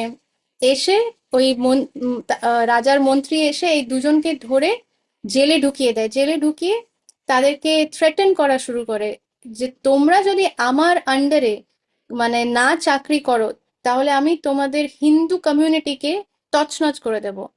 মানে তো তখন তুমি দেখবে যে আমি সব শেষ করে দেবো, সব রাজাদেরকে মানে সব কিংডম নিজের আন্ডারে নিয়ে নেব, হিন্দুদেরকে শেষ করে দেব, এরকম ভাবে অনেক থ্রেটেনিং দেয়। তো যখন এরকম হয় তখন রূপ গোস্বামী, সনাতন গোস্বামী তারা বাধ্য অন্যদেরকে প্রোটেক্ট করবার জন্য, তারা নিজেদের কুল, ব্রাহ্মণ কুলে জন্ম, এরকম মানে আহ এ- এ- মানে এরকম ভক্ত, এরকম বৈষ্ণব কিন্তু তারা অন্যদের রক্ষা করার জন্য নিজেদের সব ধর্মকুল করে দেয়। আর তারা মেনে যায় যে ঠিক আছে। তো তারা এবার হিন্দু দুজন, তখন তাদের নাম আম, তখন তাদের নাম এই যে মুসলিম রুলার, সে নিজে নাম দেয় যে তোমার নাম হবে দবির খাস, আর তোমার নাম হবে সাকার মল্লিক। সনাতন গোস্বামীর নাম দেয় সাকার মল্লিক, আর রূপ গোস্বামীকে নাম দেয় দবির খাস। তো তো এরকম ভাবে তারা হয়ে যায় মুসলিম রুলারের চাকরিতে ঢোকে। চাকরি বলতে কি, মানে মোস্ট যেটা হাইয়েস্ট পজিশন, একজন ফাইন্যান্স মিনিস্টার আর একজন হচ্ছে অ্যাডমিনিস্ট্রেশন, মানে হেড, এরকম। তো এনারা দুজন আম, এই মুসলিম রুলারের করছে। এবার একটা সময় যখন তারা জানতে পারে যে তাদের ইষ্টদেব, রূপ গোস্বামী আমি বললাম না রাধারানীর মঞ্জুরি, রাধারানীর ভাব আর রাধারানীর দ্যুতি নিয়ে মহাপ্রভু কৃষ্ণা এসেছেন। কৃষ্ণা হচ্ছে তাদের ইষ্টদেব, কারণ রাধারানীর ইষ্টদেব হচ্ছে কৃষ্ণা। তো রাধারানী যেহেতু বলেছে, তাই রাধারানীর যত পাল্যদাসী তাদের সবার ইষ্টদেব হচ্ছে কৃষ্ণা, বিকজ রাধারানী বলেছে। আমাদের আমাদের মাস্টার বলেছে, তাই আমরা কৃষ্ণাকে। এবার রাধারানী যে বলেছে না কৃষ্ণার সেবা করো না, তাহলে আমরা কৃষ্ণার সেবা করব না।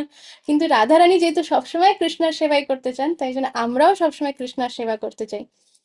তো যাই হোক, এবার এইসব তারা এই নবাব হুসেন শাহের আন্ডারে করতো। এবার যখন তারা জানতে পেরেছে যে ও মহাপ্রভু এবার সন্ন্যাস দীক্ষা নিয়ে নিয়েছেন, এবার সে আহ মানে সন্ন্যাসী রূপে সে এবার মানে ভ্রমণ, কি বলে, প্রিচিং এর জন্য উনি ট্রাভেল করছেন, তখন আর এই রূপ আর সনাতন তারা নিজেদেরকে আর আটকাতে পারে না। তখন তারা ভাবতে লাগে যে কিভাবে আমি কি বলে এখান থেকে বেরোতে পারি। তো সেরকম সময়, তো যাই হোক, তারা ওইগুলোর মধ্যে যাচ্ছে না, কারণ এগুলো তো, এটা তো পুরো চৈতন্য চরিতামৃত হয়ে যাবে তাহলে। তো যাই হোক, কাট করে আমি বলছি যে এবার সনাতন গোস্বামী যখন ওইখান থেকে বেরিয়ে আসেন, যখন, তো রাস্তা দিয়ে হাঁটতে হাঁটতে যখন আসছে মাঝখানে দিল্লি। তো দিল্লিতে উনি একটা, এবার উনি যখন এসেছেন তখন তো কতদিন উনি আহ এই যে হাঁটতে হাঁটতে যে আসছেন যে তো এই বাংলা, মানে বেঙ্গল থেকে উনি হাঁটতে হাঁটতে যাচ্ছেন প্রয়াগ, মানে ইয়েতে, কি বলে, ইউপিতে প্রয়াগরাজ।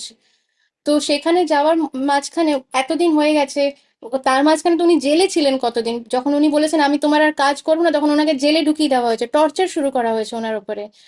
আম, কিন্তু উনি কিছুতেই রাজি হননি তখন। তো কি হয়েছে যে ওনার তো অনেক দাড়ি হয়ে গেছে, নোংরা ছেঁড়া ফাটা, মানে এত উনি যে বেরোবেন রাজপ্রাসাদের জামা কাপড় পরে তো বেরোলে হবে না। তো কারণ ওনাকে তো সবাই চেনে, যেহেতু রাজার মন্ত্রী, তাই জন্য ওনাকে অন্যরকম বেশ নিয়ে, চাদর অন্যরকম ছেঁড়া ফাটা চাদর নিয়ে এরম ভাবে বেরোতে হয়েছে, লুকিয়ে লুকিয়ে, গুপ্ত বেশে। তো যখন উনি দিল্লি ক্রস করছেন, তো তখন একটা জঙ্গলের মধ্যে উনি বসে হরিনাম করছেন। হ্যাঁ, কখন, এবার হরিনাম যখন করছেন ওইখান থেকে পাস হচ্ছে আকবর, রাজা আকবর। আকবরের নাম কেউ আছে যারা আকবরের নাম না শুনে থাকলে হ্যান্ড রেজ করতে পারে? ওকে। তো ওই জায়গার থেকে পাস হচ্ছে আকবর। আকবর দেখছে যে আরে এই লোকটা কে, একটা দাড়িওয়ালা লোক, হ্যাঁ দেখতে তো মনে হচ্ছে মুসলিম, কারণ সে তো মুসলিম বেশ, মুসলিম রাজার আন্ডারে তো মুসলিমই তো মতন থাকবে। সে করছে হরিনাম, আর শুধু হরিনাম করছে না, হরিনাম করতে করতে মাঝখানে মাঝখানে এরকম হরে কৃষ্ণ, হঠাৎ অজ্ঞান পড়ে গেল, কৃষ্ণা কৃষ্ণ, আবার উঠে আবার কেঁদে উঠছে, হরে হরে, আবার হঠাৎ করে হাসছে, হরে রাম হরে। আকবর ভাবছে "এটা কোন পাগল রে বাবা, যে এরকম মুসলিম বেশ আর এরকম হরি নাম নিচ্ছে, আর শুধু নাম নিচ্ছে না, কখনো কাঁদে, কখনো হাসে, কখনো উল্টে পড়ে যায়, অজ্ঞান হয়ে যায়, কি করছে অনেকক্ষণ আকবর দেখেছে ওকে, ডাকো তো ওকে। যখন কাছে এসছে, তখন আকবর চিনতে পেরেছে যে ও, তুমি সনাতন না, সনাতন না, তুমি সাকার মাল্লিক না। তো এবার সনাতন তো লুকিয়ে লুকিয়ে বেরিয়েছে।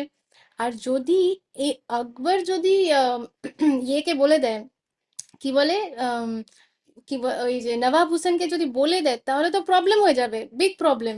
তখন তো নবাব হোসেন নিজের লোক পাঠাবে, কারণ সনাতন গোস্বামী কিভাবে বেরিয়েছে, ওই আম, কি বলে, ওই যে জেলের বাইরে যে গার্ড থাকে, তাকে টাকা দিয়ে বলেছে যে দেখো আমি হাজে যেতে চাই, হাজ করতে। মুসলিমরা কি করে, হাজে যায় তো, সেই মেক্কা, মেক্কা মদিনা এখানে যেতে চাই, তা তুমি আমাকে যেতে দাও।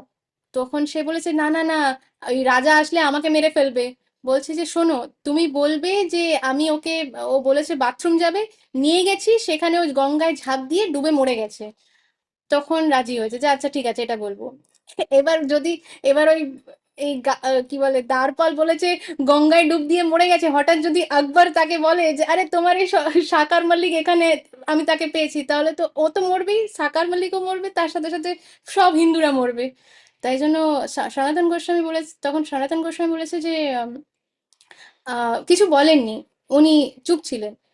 তখন আকবর বলছে আমার একটা প্রশ্ন আছে, এই যে তুমি বসে বসে এই যে নাম নিচ্ছ, হ্যাঁ, তো আর তার মধ্যে মাঝে মাঝে কাঁদছো, হাসছো, তো কেন, আমাকে সেটা বলো। তখন বলছে যে নাম নামিনি, নাম আর যার নাম আমি নিচ্ছি তারা অভিন্ন। এই যে আমি হরে কৃষ্ণ বলছি, আচ্ছা আমি সবাইকে গ্যালারি ভিউতে দিই, না তো কাউকে দেখতেই পাচ্ছি না। হ্যাঁ, এবার সবাইকে দেখতে পাচ্ছি। তো বলছে নাম আর নামিনী, মানে নাম কিন্তু যার নাম নিচ্ছি তার থেকে অভিন্ন। মানে এই যে আমি হরিনাম করছি, তো যখন আমি নাম নিচ্ছি তখন আমি তাদের দর্শন পাচ্ছি, আমি তাদের লীলা দেখতে পারছি। তাই জন্য কখনো যখন লীলা মানে খুব মধুরময় তখন আমি হাসছি, বা তখন হঠাৎ করে ক্রন্দন করছি, বা কখনো অজ্ঞান হয়ে পড়ে যাচ্ছি, এই কারণেই আমি এরকম করছি। তখন একবার বলছে আমাকে বোকা পেয়েছো, তুমি এইসব হুজুম ভাজুম বলবে আর আমি মেনে নেবো, তোমার নাম আর যার নাম নিচ্ছ তারা আলাদা, তুমি নাকি এইসব দেখতে পারছো। তখন তখন সনাতন গোস্বামী, উনি তো মহান বৈষ্ণব একজন আর শুদ্ধ ভক্ত মহাপ্রভুর পার্ষদ, উনি কিছু বলেননি। আকবর চলে গেছে, ঠিক আছে যাও, আকবর চলে গেছে। সনাতন গোস্বামী বলেছে, সনাতন গোস্বামী হচ্ছে সনাতন গোস্বামী, বলেছে আমিও আকবরকে এটা দেখাবো, ওনাকে এটা বিশ্বাস করাতে হবে।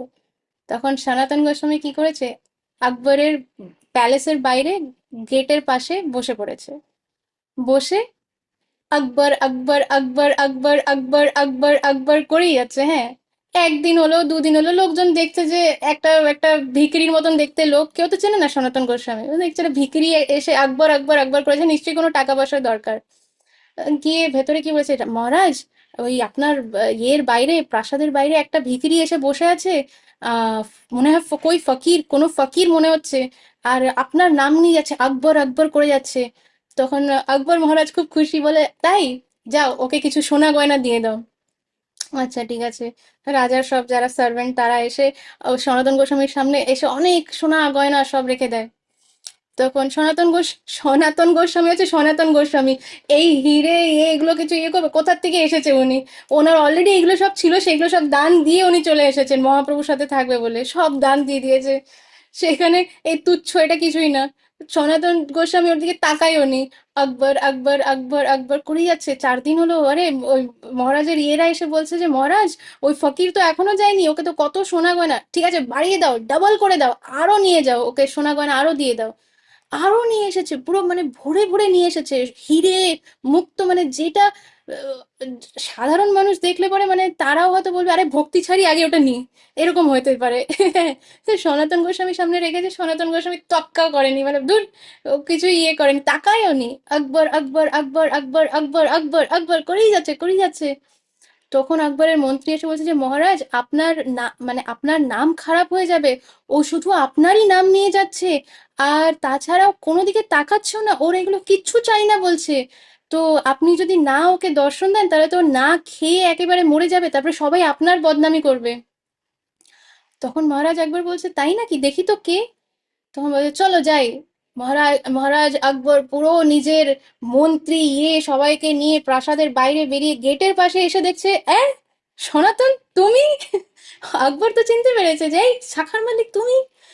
তখন তখন সনাতন গোস্বামী উঠে বলছেন যে মহারাজ, জি মহারাজ। বলছে কি হয়েছে, তুমি এইসব কি করছো। বলছে আমি আপনাকে দেখাতে চাইছিলাম যে নাম আর নামিনী দুটো আলাদা না। যখন আমরা নামকে নিষ্ঠাপূর্বক ডাকি, তখন সে যে আহ বেদিতে বসে আছে, সে বাধ্য সেই বেদি ছেড়ে আসার জন্য। যেরকম আপনি বাধ্য হলেন আমার কাছে আসার জন্য, সেরকমই যখন আমরা ভগবানের নাম এইভাবেই নিষ্ঠাপূর্বক ডাকি, অন্য কোনো দিকে না তাকিয়ে, অন্য কোনো অনেক রকম আসবে, কি বলে অ্যাট্রাকশনস আসবে, মায়া দেবে আমাদেরকে, এই দেবে ওই দেবে, অনেক সোনা গয়না সব দেবে। মানে যখন কেউ হরিনাম করা শুরু করে তখন মা লক্ষ্মী ঢেলে ঢেলে দেওয়া শুরু করে যে আরে একে কৃষ্ণার থেকে দূরে করি, আরে একে কৃষ্ণার থেকে দূরে করি। কিন্তু তাও যে অন্যদিকে না তাকিয়ে শুধু কৃষ্ণ নাম হরিনাম করে যায়, তার কাছে স্বয়ং রাধারানী কৃষ্ণা চলে আসে। এবার আপনি বিশ্বাস করছেন? তখন মহারাজ আকবর মানে একদম আর কি বলবে, কোনো কিছু বলারই নেই। যাও সনাতন যাও, তুমি যাও, আমি মেনেছি, এবার কথা মেনে নিয়েছি। তখন সনাতন গোস্বামী আবার নিজের পথে আবার কন্টিনিউ করেন। উনি যাচ্ছিলেন প্রয়াগরাজ, মাঝখানে দিল্লিতে এই ঘটনা, তারপরে সে আবার কন্টিনিউ করেন প্রয়াগরাজের দিকে। তো এইটা কেন বললাম, এটা আমার মনে পড়লো যে একো মন্ত্রস্তস্য নামানি ইয়ানি, এটা দিয়ে আমার এই ঘটনাটা মনে পড়লো। যে যখন আমরা কৃষ্ণ নাম কোনো অন্য মতলব নিয়ে নেব না, কৃষ্ণ নাম নিচ্ছি যাতে আমি সুখী থাকি, কৃষ্ণ নাম নিচ্ছি যাতে আমার পরিবার যাতে সুস্থ থাকে সুখী থাকে, কৃষ্ণ নাম নিচ্ছি যাতে আমাদের একটু আহ ভগবান তো জানি যে আমার কি কোথায় অভাব আছে, তো সেটা যদি একটু, এইগুলো কোনোটা করার দরকার নেই। কারণ যখন কৃষ্ণ নাম নিচ্ছি, যার ভেতরে মানে রিয়েল ভালোবাসা থাকবে যে কৃষ্ণা আমি তোমার আনন্দের জন্যই তোমার নাম নিচ্ছি, আমার আর কোনো মতলব নেই, তখন এই বাদ বাকি জিনিসগুলো, এগুলো হচ্ছে বাই প্রোডাক্টস এর মতন, অটোমেটিক্যালি সব আসবে। সবাই সুস্থ থাকে, হ্যাঁ, সবাই সুস্থ থাকবে, সবাই যাতে ভালো আনন্দে থাকে, হ্যাঁ, সবাই আনন্দে থাকবে, তখন এগুলো বাই প্রোডাক্টস। আর যদিও বা কারোর অসুস্থ, কেউ অসুস্থ হয়েও যায়, সেটাতেও তখন আমরা বিচলিত হয়ে যাব না, কারণ তখন আমাদের চিত্ত শুদ্ধ হয়েছে, তো ভগবানের নাম নিয়ে তখন আমরা বুঝবো যে ভগবানের বেস্ট প্ল্যান আছে আমার জন্য। ভগবান আমার ক্ষতি চায় না, ভগবান যদি এটা করেছে তার মানে আমার কিছু পাওনাই আছে, তার থেকে কমই দিয়েছে ভগবান, কিন্তু ভগবান আমার কোনোদিন ক্ষতি চাইবে না। তো যখন আমরা কোনো অন্য মতলব রেখে হরিনাম করব না, হরিনাম করছি ভগবানের আনন্দের জন্য, এইটা ভেবে হয়তো আমার আনন্দ হচ্ছে না, হরিনাম করতে করতে বোর হয়ে যাচ্ছে, ঘুম পাচ্ছে, হরে কৃষ্ণ হরে কৃষ্ণ হরে রাম রাম রাম হরে কৃষ্ণ হরে কৃষ্ণ, হরে কৃষ্ণ বলছে নাকি মাছির মতন বাইন বাইন বাইন বাইন করছে। এইটা গোলকায় যখন যখন মৃত্যু আসবে তখন বিষ্ণুদূতরা এসে নিয়ে যাবে, গোলকার এন্ট্রিতে জিজ্ঞেস করবে "এই তুমি হরিনাম করছিলে না, মাছির মতন বিনবিন করছিলে"। তখন আমাদের কাছে জবাব থাকবে না। তার জায়গায় যদি চেষ্টা করি, ঠিক আছে আমার হয়তো ভালো লাগছে না, কিন্তু কৃষ্ণা তোমার আনন্দের জন্য, প্রভুপাদের আনন্দের জন্য, গুরু মহারাজের আনন্দের জন্য আমি এটা করার চেষ্টা করছি, আপনি গ্রহণ করুন, আপনি আমাকে মানে সেই রুচি দিন, নামে রুচি দিন, যাতে আমি স্বাদ পাই, নাম করে যাতে আমারও আনন্দ হয়। তাহলে তো আমি উম, কীর্তনিয়া সদাহরি হতে পারবো, তখন তো আমি গিয়ে শিক্ষাষ্টাকা মহাপ্রভু লিখেছেন আটটা অষ্টকম লিখেছেন মহাপ্রভু, তার মধ্যে তৃতীয়টা হচ্ছে ত্রিনাদ अपि सुनिचेन तरोरपि सहिष्णुना अहमानेन मानदेन কীর্তনীয় সদাহরি, বড় বড় ব্যাপার। বলছে ত্রিনাদ, তৃণের মতন, মানে ত্রিনাদ আপি সুনিচেন, আমাদেরকে হাম্বল হতে হবে, দৈন্য ভাব থাকতে হবে তৃণের থেকেও বেশি। কেউ এসে চর মেরে গেল, অন্য গালটা বাড়িয়ে দাও, আরে আমাকে চর মারলে আমি ও তার দুটো গালে কেন, পাঁচটা গাল থাকলে পাঁচটা গালে চর মারবো, এই হচ্ছে আমাদের মনোভাব।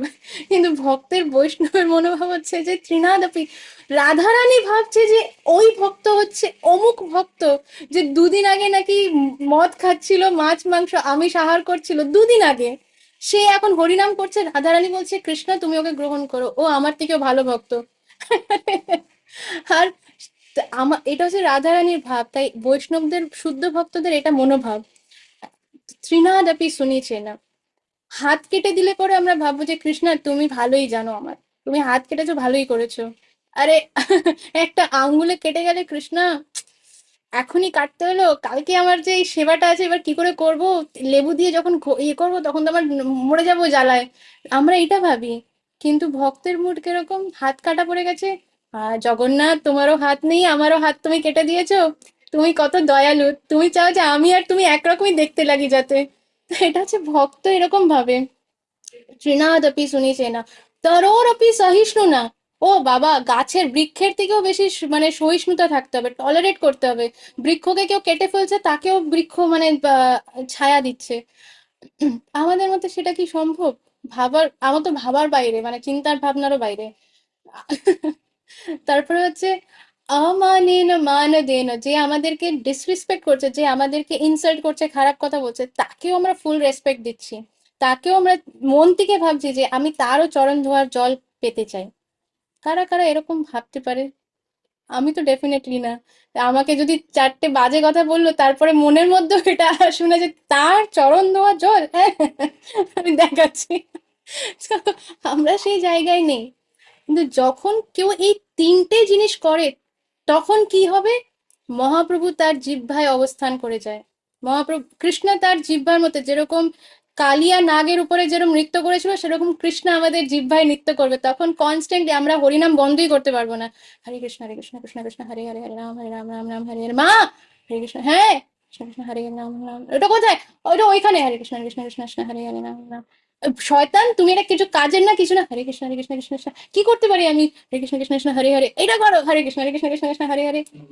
কারণ মহাপ্রভু জিহ্বায় নৃত্য করছে, কৃষ্ণ জিহ্বায় নৃত্য করছে। আরে এই তিনটে হওয়া তো ইম্পসিবল। এ কোন যুগে কোন জন্মে হবে জানি না। তাই জন্য আমাদের উল্টোটা দিয়ে শুরু করতে হবে। অনিচ্ছা সত্ত্বেও আমাদেরকে হরিনাম করে যেতে হবে। ভালো না লাগলেও হরিনাম করতে হবে। যখন আমরা হরিনাম করতে থাকবো, তখন আমাদের যত পাপ, পাপ করার প্রবৃত্তি, মানে পাপ করার ইচ্ছেটা বা অপরাধ, সব ক্ষয় হয়ে যাবে। ঠাক ঠাক ঠাক ঠাক সব ক্ষয় হয়ে যাবে।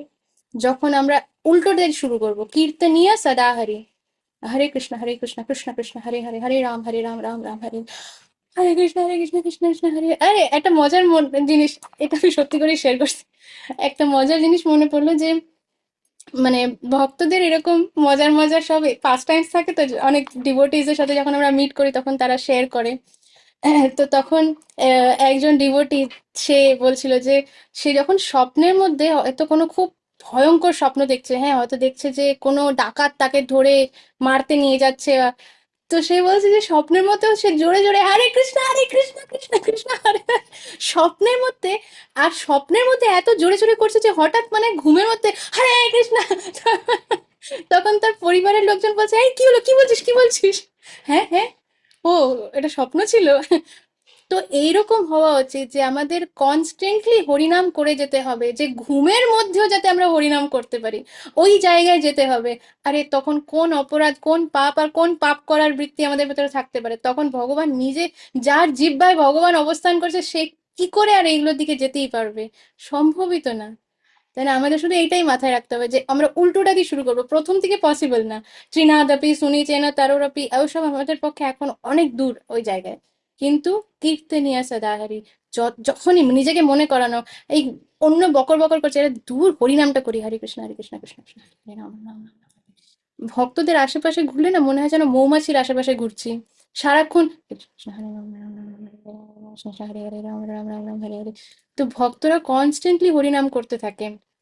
তো এই জন্য যখনই কোনো ভক্তের খুব কাছে দাঁড়ালে পরে না, আমরা এটা শুনতে পারবো। কারণ ভক্তদের মুখে কনস্ট্যান্টলি হরিনাম চলে।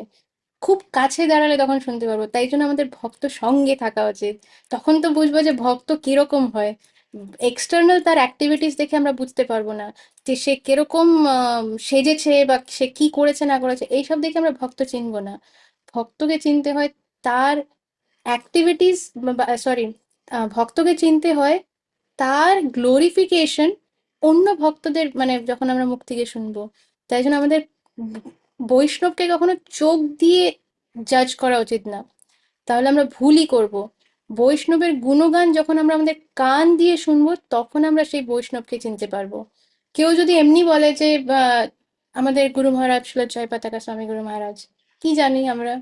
কিছুই তো জানি না।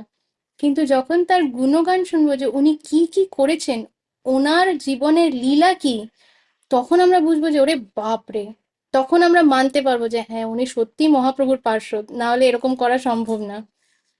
তো আমাদের বৈষ্ণব চিনতে হবে আমাদের কান দিয়ে, অন্যের মুখ থেকে তার গ্লোরিফিকেশন শুনে।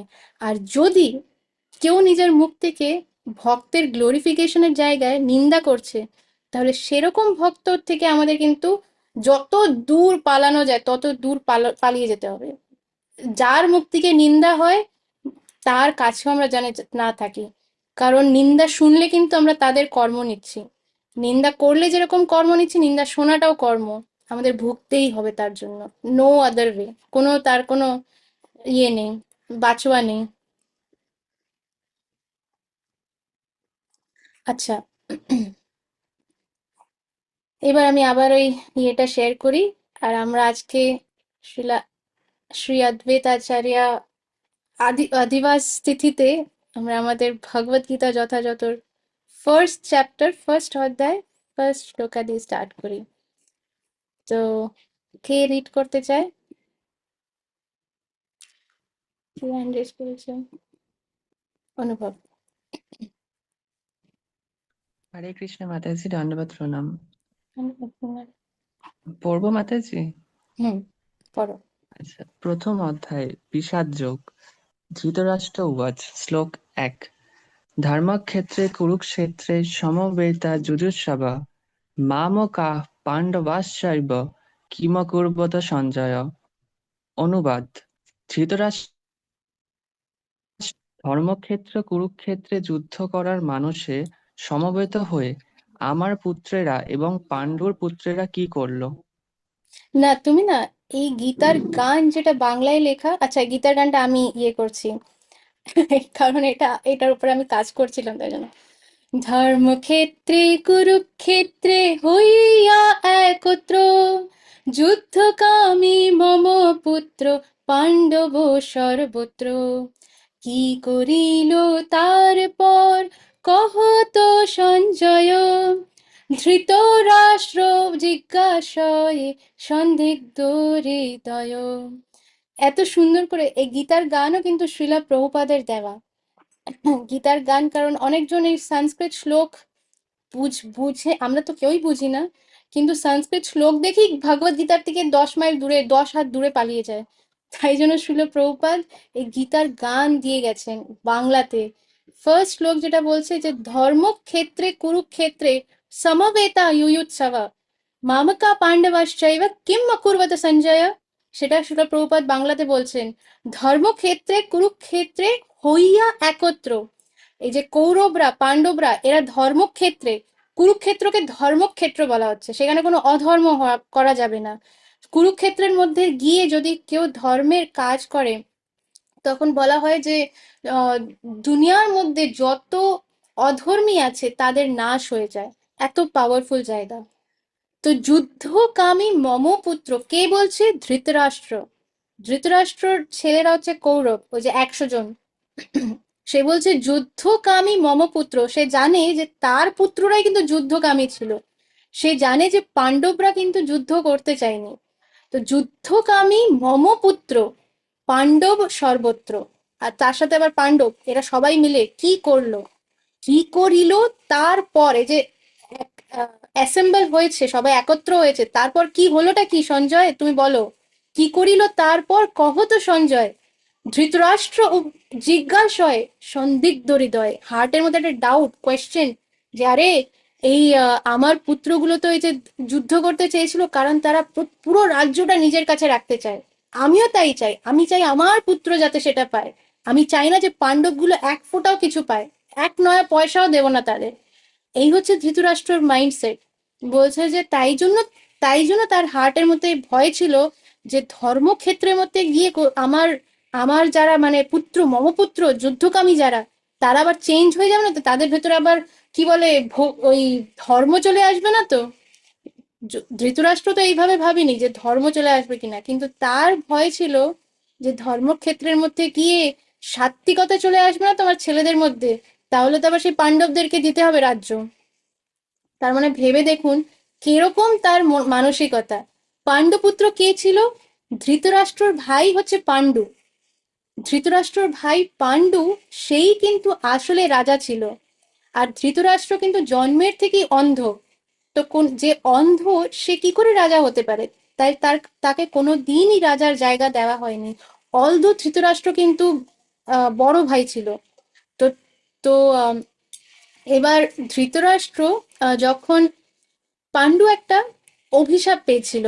ওনার হাতে একটা ঋষি, একজন বনের মধ্যে একজন ঋষির ভুলের চোটে মানে হরিণকে মারতে গিয়ে একজন ঋষির হত্যা হয়ে যায়, তখন সে একটা কার্স দিয়েছিল। তো যখন সেই কার্সটা পায় তখন পান্ডু ডিসাইড করে যে ঠিক আছে, ধৃতরাষ্ট্রকে বলে যে তুমি মানে আমি কিছুদিন আম, ইয়েতে বনে গিয়ে বাস করি, আর যতদিন আমি ফিরছি না ততদিন তুমি আহ এই সিংহাসনে তুমি বসো, মানে কাউকে তো থাকতে হবে ওখানে, সিংহাসন তো খালি থাকতে পারবে না। তো তখন যখন ইয়ে করে, তো ধৃতরাষ্ট্র সেখানে বসে সে ভুলে গেছে অন্ধ শুধু চোখে যে অন্ধ তা না, তার বুদ্ধিতেও সে অন্ধ। সে ভুলে গেছে যে কার সিংহাসনে বসে আছে। আর তখন তার ভেতরে সেই এনভি, সেই জেলাসি আসে যে পাণ্ডু তো আমার থেকে ছোট ছিল, আর ও পেয়েছে এই সিংহাসন, আসলে তো আমারই পাওয়ার কথা ছিল। সেইখান থেকে তার যখন আম, মানে এই মনোভাব যখন আসা শুরু করে, তখন নিউজ আসে যে পাণ্ডুর ছেলে হয়েছে। তো পাণ্ডুর ছেলে শুনে তো ধৃতরাষ্ট্র আরো রেগে যায়। তখন ধৃতরাষ্ট্র বলে যে আমাদেরও ছেলে হতে হবে, তখন তাদের এই যে দুর্যোধন ছেলে হয়। আর সেখান থেকে আম, এই যে আমরা বলি না টেস্ট টিউব বেবি, এখন এই কনসেপ্টটা খুব লোকে ভাবে যে এটা হচ্ছে একটা modern concept test tube baby. আসলে তা না। এই টেস্ট টিউব বেবি প্রথমে আছে এই যে এনাদের থেকে।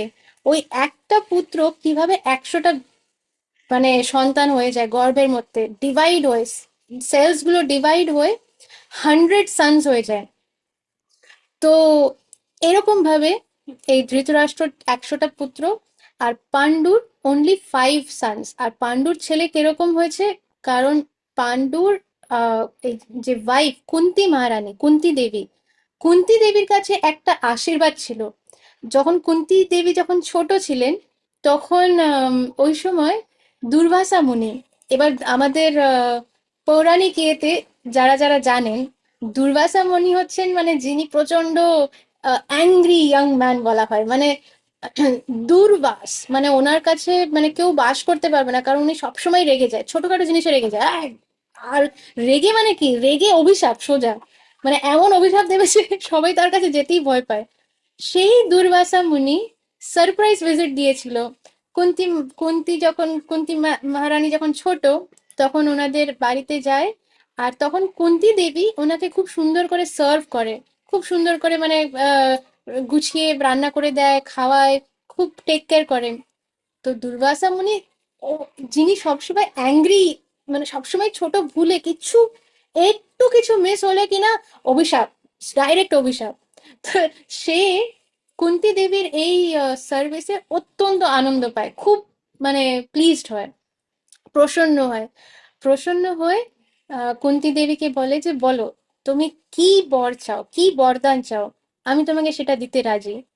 তো এবার কুন্তি মহারানী বলছে যে আমি তো দেখো কিছুই জানি না, আর আমার অত আন্ডারস্ট্যান্ডিংও নেই, কিন্তু তুমি তো ত্রিকাল জ্ঞানী। ত্রিকাল জ্ঞানী মানে হচ্ছে তুমি তো পাস্ট প্রেজেন্ট ফিউচার সব কিছুই তোমার জানা আছে।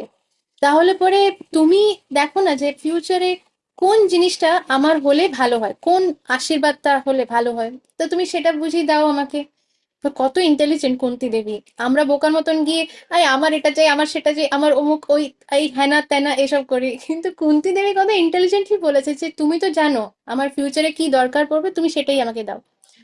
তখন দুর্বাসা মুনি মেডিটেট করে যা দেখলেন, দেখে বললেন যে ঠিক আছে, আমি তোমাকে একটা মন্ত্র দিচ্ছি। এই মন্ত্রটা যখনই তুমি কোনো দেবতার কথা চিন্তা করে এই মন্ত্রটা যখন করবে, সেই দেবতা স্বয়ং প্রকট হবে, প্রকট হয়ে তোমাকে একটা আশীর্বাদ দেবে। তখন কুন্তি মহারানী তো ছোট, নিজেই ছোট একদম, ভাবছে যে আরে এটা তো বেশ ভালো, তো মজার ইন্টারেস্টিং জিনিস তো। তো তখন কি করেছে একদিন নিজেই দুপুরবেলা বসে আছে, বসে বসে ভাবছে এরকম কি হয় নাকি মন্ত্র দিয়ে কাউকে ভাবলে পরে সে এসে আমাকে বরদান দেবে। তো মনে মনে ভেবে বলছে দেখি ট্রাই করে দেখি। সূর্যের দিকে তাকিয়ে মন্ত্রটা বলেছে, হুমা, সূর্যদেব ডাইরেক্ট নেমে চলে এসেছে সামনে। তখন কুন্তী দেবী তো একদম ভয়ে অবাক হয়ে তাকিয়ে আছে। আর সূর্যদেব বলছে বলো তোমার কি বরদান চাই। তখন কুন্তী মহারানী বলছে আমার কিছু চাই না, আমার কিছু চাই না, আমি তো শুধু টেস্টিং করছিলাম যে এটা আদৌ কাজ করে কিনা, আমার কিছু চাই না, তুমি যাও তুমি যাও।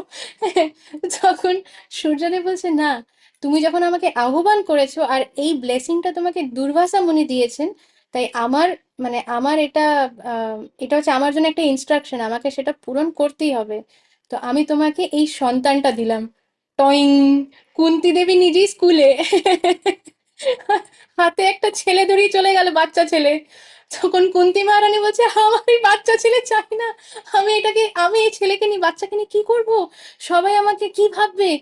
তখন সূর্যদেব বলছে যে তুমি চিন্তা করো না, তুমি তুমি এটা তোমার কাছেই রাখো।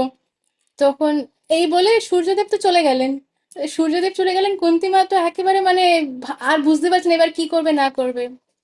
তখন সেই ছেলেকে সে সুন্দর করে মানে একটা বাস্কেটের মধ্যে সুন্দর করে মানে ইয়ে করে, কারণ কুন্তী মা বুঝতেই পারছে না যে কিভাবে বাবাকে বলবো এই কথা, কিভাবে মাকে বলবো। কারণ ওই সময় এরকম হতো না যে আজকে একটা বয়ফ্রেন্ড, কালকে আরেকটা বয়ফ্রেন্ড, পরশু আরেকটা, ওই সময় ওরকম হতো না। তো ওই সময় আর কুন্তী দেবী আছে প্রচন্ড মানে চেস্ট উমেন, একদম স্পটলেস উমেন, স্পটলেস মানে কি বলে, তার কোনো রকম মানে কোনো তার চরিত্রে কোনো দাগ নেই, মানে একদম হাইয়েস্ট ইয়ে ক্যারেক্টারের। তো তখন সেই সন্তানকে সে বাস্কেটে সুন্দর করে ইয়ে করে ওই নদীর এই পার থেকে ওই পারে পাঠিয়ে দেয়। তো সেই সন্তানই হচ্ছে কর্ণ। এবার আমরা আবার ফিরে যাই আমাদের রিডিং এর দিকে। তো এটা আমি দিলাম জাস্ট আন্ডারস্ট্যান্ডিং এর জন্য যে ধৃতরাষ্ট্রর কিরকম মাইন্ডসেট বা, ও হ্যাঁ যেটা বলছিলাম যে তো এইভাবেই যখন পাণ্ডু যখন বনবাসে গেলেন ওই সময় আম, মানে পাণ্ডুর উপরে যেই অভিশাপটা ছিল সেটা হচ্ছে যে সে যদি কোনো মানে সন্তানের চেষ্টা করলে পরেও সে কিন্তু তাকে মানে তার মৃত্যু নিশ্চিত, মানে সে কিন্তু নিজের ওয়াইফকেও স্পর্শ করতে পারবে না, ওয়াইফকে স্পর্শ করা মাত্রই তার মৃত্যু হয়ে যাবে। এইটাই তার অভিশাপ পেয়েছিল সে। তো তাই জন্য যখন এরকম হয় তখন আহ, তখন কুন্তী মহারানী বলে যে আমার কাছে, তখন কুন্তী মা আহ, নিজের হাজবেন্ডকে এই কথাটা বলে যে আমি ছোটবেলা এই বরদানটা পেয়েছিলাম। তো দুর্বাসা মুনি, যে এই যে আমরা বলি না বৈষ্ণবরাও কিন্তু ত্রিকাল জ্ঞানী, তারা জানে যে কার জীবনে কি আসতে চলেছে, তারা দেখতে পারে সবকিছু। তাই জন্য দর্শন মাত্রে তারা আমাদের পবিত্র করে দেয়। তো যাই হোক, তো তখন কুন্তী মা এরকম পঞ্চ পাণ্ডব মানে আম, উনি যমরাজকে আহ্বান করলেন, উনি ইন্দ্রদেবকে আহ্বান করলেন, বায়ুদেবকে আহ্বান করলেন, এরকম ভাবে উনি দেবতাদের আহ্বান করে এই 5টা পুত্র উনি পান। তো ভীম, আহ, অর্জুন, যুধিষ্ঠির মহারাজ, তারপরে নকুল, সহদেব, এই 5টা। তো এইভাবে পাণ্ডুপুত্র নিজের ভাইয়ের 5টা ছেলে, তার প্রতি এত হিংসা, এত এনভি, এত কি বলে মানে নিজের ভাইয়ের ছেলেকে তারা মনে করছে যে এদের কোনো অধিকার নেই, এদেরকে আমি এক ফোঁটাও জায়গা দেব না থাকার জন্য, এরা বনবাসে থাকুক চিরকাল। এইটা হচ্ছে তার মনোভাব এই ধৃতরাষ্ট্রের। মানে ভেবে দেখুন কিরকম কিরকম মনোভাব হতে পারে একটা মানুষের। তো সেই জায়গার থেকে সে এই প্রশ্নটা সঞ্জয়কে জিজ্ঞেস করছে। আর সঞ্জয় বা কিভাবে বলবে যে কহ তো সঞ্জয়, সঞ্জয় কিভাবে বসে বসে রাজ এই রাজার সিটের তলায় বসে বসে কেমন করে সঞ্জয় বলবে যে কুরুক্ষেত্রে কি হচ্ছে। কারণ ব্যাসদেব, শিলা ব্যাসদেব যিনি হচ্ছেন সঞ্জয় ওনার গুরুদেব। তো আহ শিলা ব্যাসদেব কিন্তু ধৃতরাষ্ট্রের জন্য এসেছিলেন যে দেখো ধৃতরাষ্ট্র, তুমি তো এখানে বসে তো যুদ্ধটা দেখতে পারবে না, তুমি যদি চাও আমি তোমাকে দিব্য চক্ষু দান মানে প্রদান করতে পারি, যা যে যেটার মানে যেই কারণে তুমি এখানে বসেও কিন্তু সেই যুদ্ধে রণভূমিতে কি হচ্ছে না হচ্ছে, কি কথাবার্তা চলছে, তুমি সবকিছুই জানতে পারবে। তখন ধৃতরাষ্ট্র বলেছিল যে না, আমি আহ, আমি এটা শুনতে পারবো না, মানে আমার জন্য এটা পসিবল না, কারণ ধৃতরাষ্ট্র কিন্তু কোথাও কোথাও মনে ভয় ছিল। পাণ্ডবরা হচ্ছে অত্যন্ত মানে একদম যেটাকে বলে একদম ধর্মের এক একটা পিলারের মতন। তো ধর্ম তো কখনোই ইয়ে হয় না, লুজ করে না, তাই না? কোথাও না কোথাও ধৃতরাষ্ট্রর ভয় ছিল, বলেছে না না না, আমি এটা নিজের চোখে দেখতে পারবো না। তখন শ্রীল ব্যাসদেব বলে যে ঠিক আছে, তাহলে আমি সঞ্জয়কে এই দিব্য চোখ প্রদান করছি, সঞ্জয় আপনাকে সবকিছু দেখে বলবে।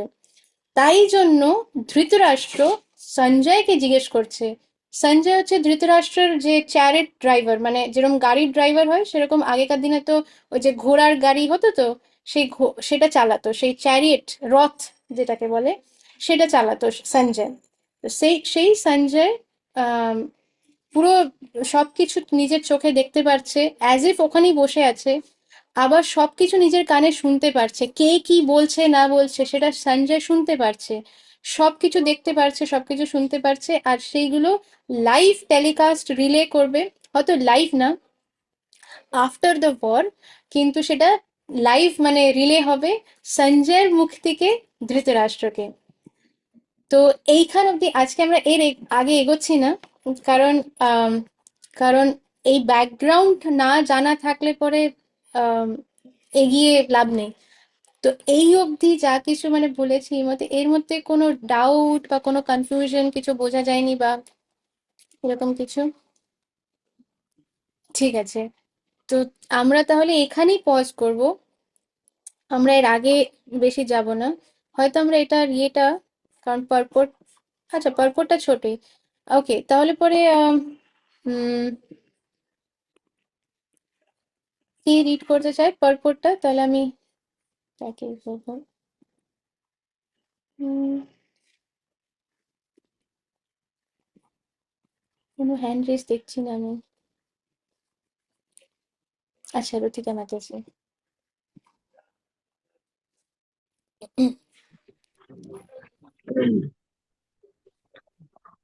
হরে কৃষ্ণ মাতাজি, দণ্ডবাদ প্রণাম। ধন্যবাদ প্রণাম মাতাজি। হ্যাঁ, এইখানটা, অনুবাদটা বলবো তো?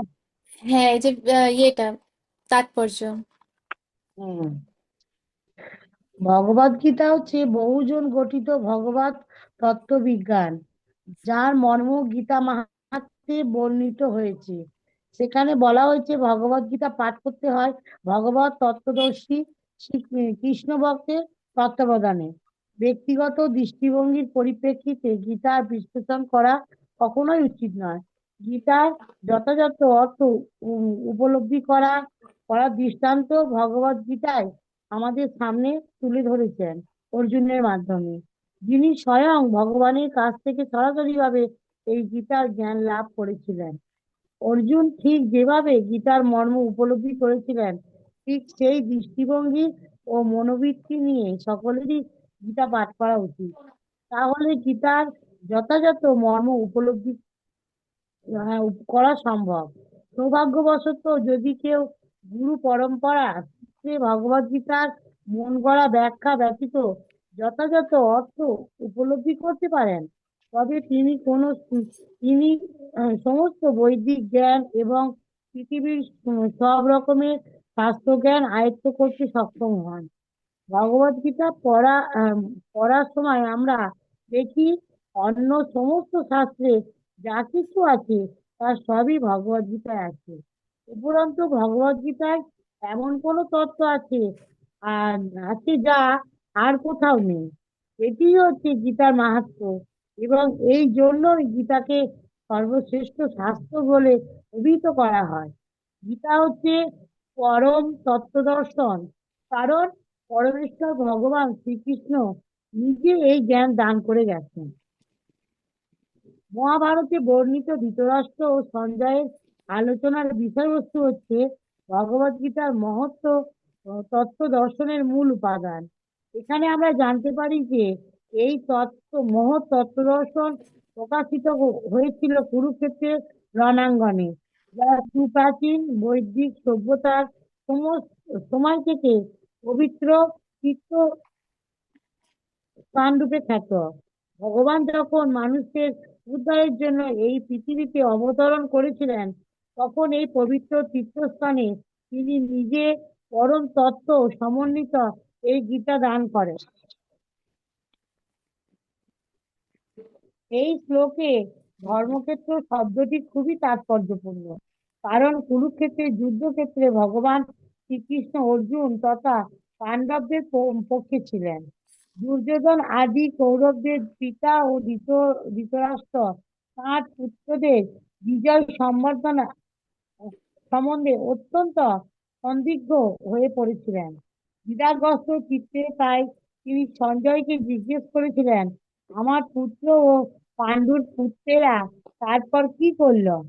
তিনি নিশ্চিত ছিলেন যে তার পুত্র ও পাণ্ডুর পুত্রেরা কুরুক্ষেত্রের বিস্তীর্ণ ভূমিতে যুদ্ধ করবার জন্য সমবেত হয়েছিলেন, কিন্তু তবুও তার অনুসন্ধানটি ছিল তাৎপর্যপূর্ণ।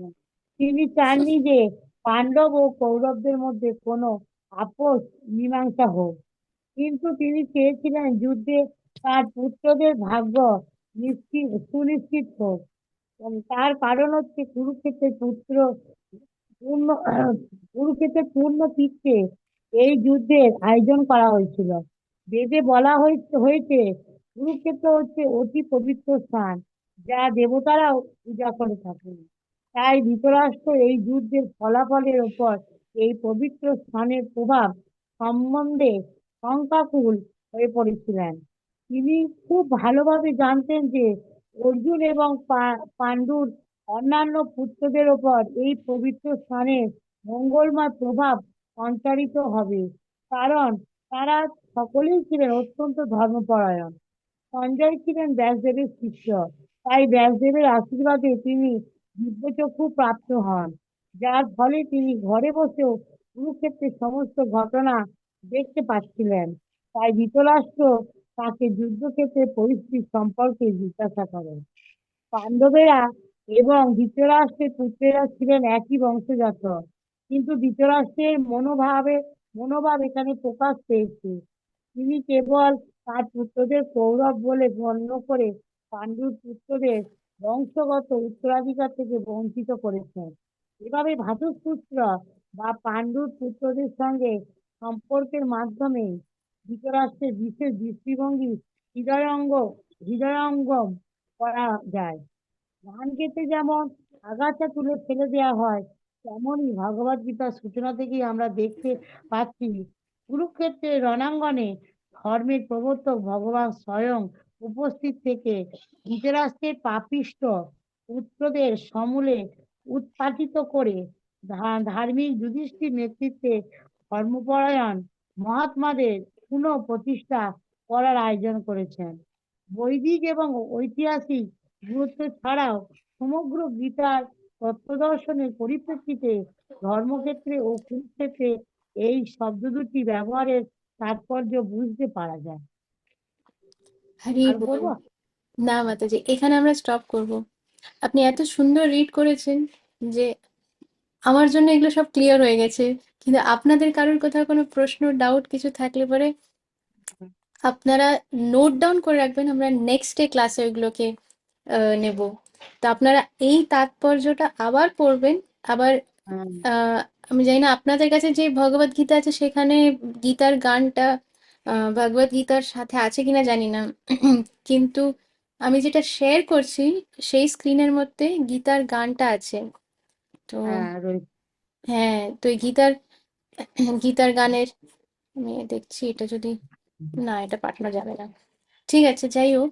তো আমি চেষ্টা করবো যদি স্ক্রিনশট নিয়ে পাঠাতে পারি, তাহলে প্রত্যেকটা ক্লাসের পর আমরা যে কটা শ্লোক করব সেটার গীতার গান আপনাদেরকে গ্রুপের মধ্যে পাঠিয়ে দেব। তো আপনারা যেটা করতে পারেন যে নয় একটা খাতার মধ্যে লিখলেন প্রত্যেকটা গীতার গানের যে কথাগুলো সেগুলো লিখলেন, আর এইভাবে আপনারা ওটাকে পড়তে পারেন। মানে হয়তো ভাগবত গীতার শ্লোকগুলো পড়তে ইচ্ছে করছে না কারণ সংস্কৃতে, গীতার গান পড়লেও আমরা একই স্বীকৃতি লাভ করব, কারণ এটা শিল প্রভুপাদের একদম আহ কি বলে উম মানে উনি যেটা লিখেছেন এটার মধ্যে কোনো মিলাওয়াটি কিছু নেই, একেবারে পিওর এসেন্স ওটার মধ্যে আছে। তাই জন্য আপনারা মানে একই স্বীকৃতি লাভ করতে পারবেন এই গীতার গান পড়লে পরেও। আর আর আপনারা পরপরটা আবার পড়ে তাৎপর্যটা আবার পড়ে কিছু প্রশ্ন যদি মনে আসে তাহলে সেইগুলো আপনারা নোট ডাউন করে রাখবেন। হ্যাঁ মাতাজি। মাতাজি, এই যে প্রথম শ্লোকটা যে আর একবার পরের ক্লাসে একটু আলোচনা করবেন। হুম হুম। হ্যাঁ, আমি একটু আর একটু ভালো করে বুঝবো। হ্যাঁ, করবো মাতাজি, কারণ এই প্রত্যেকটা শ্লোক অতই একবার পড়াতে হবে না। আমরা এই প্রত্যেকটা লাইনের মধ্যে অনেক কিছু আছে। একদম তো অজ্ঞ, একদম তো এইসবের সম্পর্কে জানি না। না না মাতাজি, হ্যাঁ, এটা ভালো, উম, এটা গুড অ্যাটিটিউড। এই যে আপনি বলছেন যে কিছু জানি না, এটা হচ্ছে হ্যাঁ, ভালো জিনিস, এটা ভালো গুণ হ্যাঁ। আসলে। ঠিক আমি আছে। যেটা জানি না আমি স্বীকার করি। মাতাজি, আর একটা কথা বলবো? হ্যাঁ মাতাজি। মাতাজি, এটা আমার মা। ও, হরে কৃষ্ণ মাতাজি, আমার প্রণাম গ্রহণ করবেন।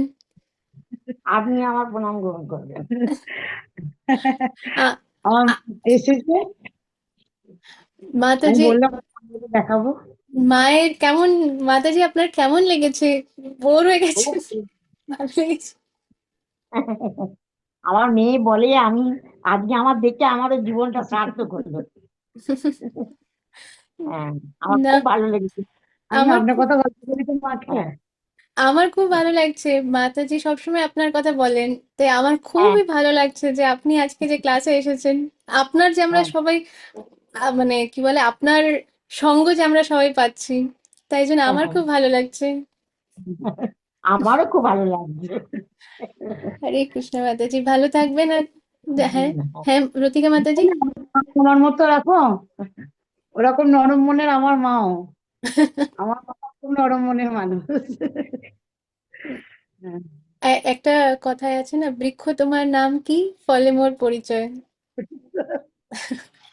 তো সেটাই। মাতাজি, মাতাজি আপনি এত ভালো, তা আপনার মাও ডেফিনেটলি সেখান থেকেই তো সেইগুলো সব কোয়ালিটিস আসছে। হ্যাঁ, সত্যি তাই। আমার মা আমার মা আবার আমার থেকেও আরো মানে এত অল্পতে মন গলে যায় তার ঠিক নেই।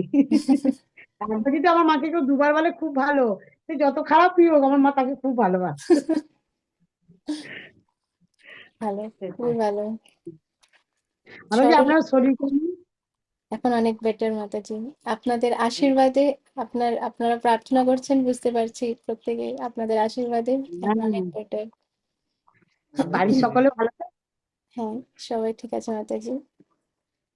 তাহলে আজকে আর যদি কোনো প্রশ্ন বা যদি কোনো কমেন্ট না থাকে, তাহলে পরে আমরা ইয়ে করবো। আচ্ছা, প্রভু হ্যান্ড রেজ করেছে। আহা, আমার আপনার নামটাই চেঞ্জ করা হয় না, এখন লাস্ট মুমেন্ট করে দিন।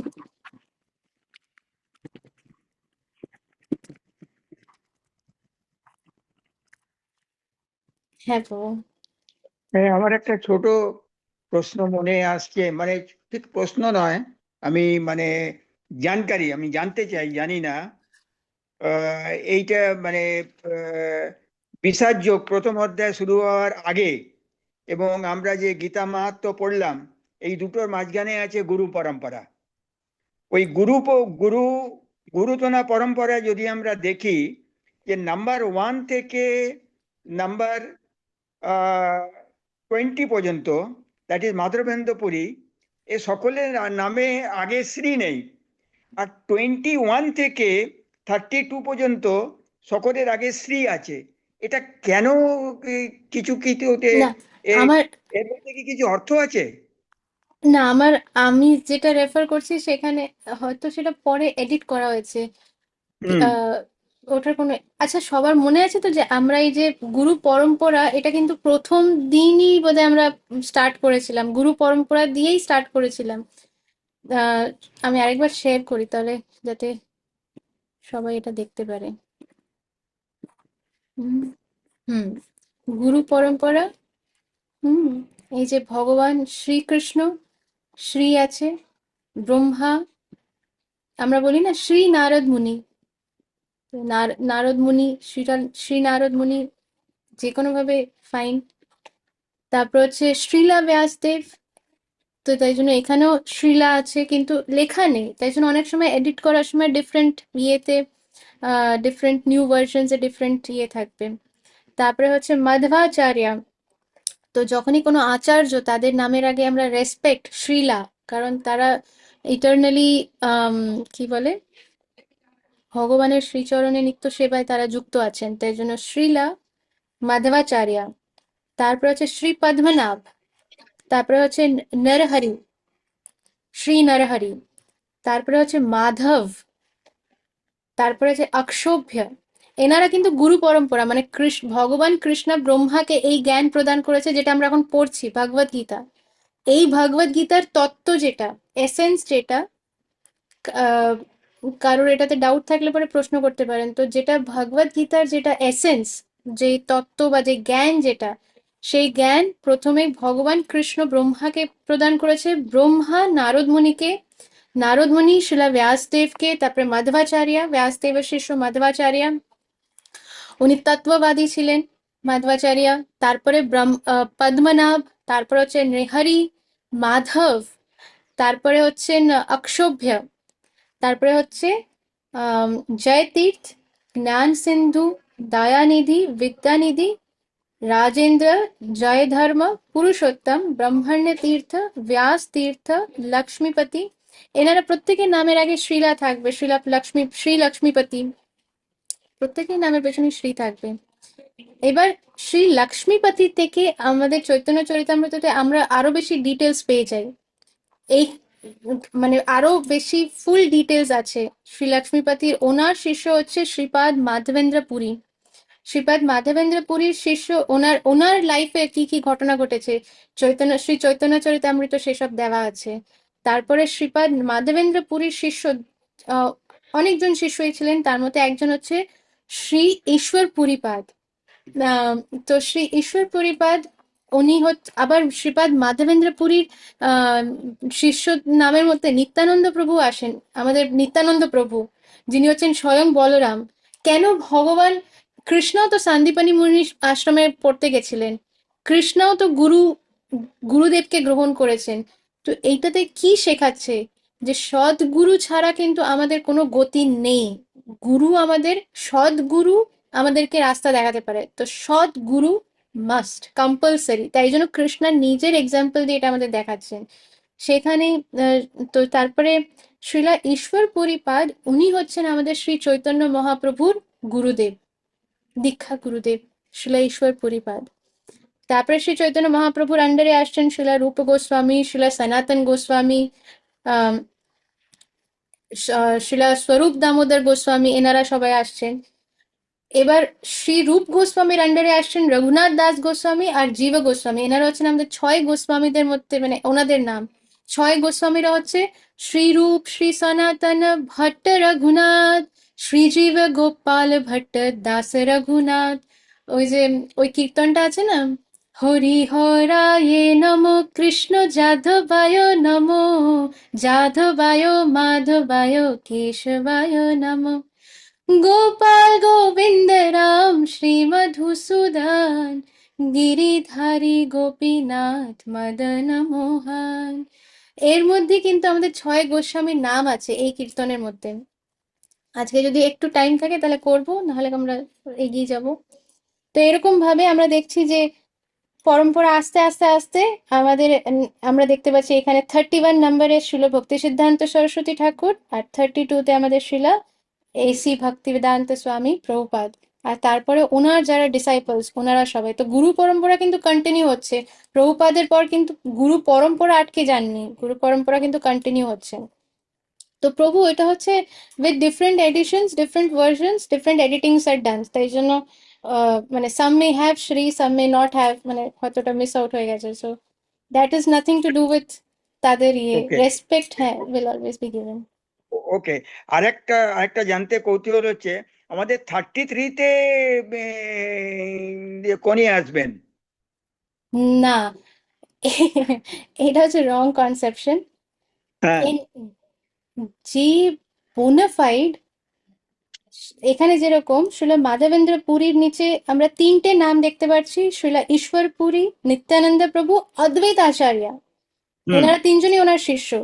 এবার হুম প্রভুপাদের কতজন শিষ্য, তাদের মধ্যে কতজন স্পিরিচুয়াল মাস্টার্স বোনাফাইড, সবাই তো সবাই দীক্ষাগুরু না। অনেকজন গৃহস্থ আছেন প্রভুপাদের শিষ্যদের মধ্যে, অনেকজন দীক্ষাগুরু আছে। দীক্ষাগুরু মানে হচ্ছে যে কোয়ালিফাই করছে দীক্ষা দেওয়ার জন্য। দীক্ষা দেওয়া মানে হচ্ছে যে প্রমিস করা যে আমি আমার এই শিষ্যকে ভগবত ধাম ফিরিয়ে নিয়ে যাব। এবার এই শিষ্য যদি মানে ভুল করে আবার যদি ফিরে আসে বা নরকে যায়, গুরুদেব তার পেছনে গিয়ে তাকে নিয়ে যাবে। এই এইরকম ক্যালিবার থাকতে হবে।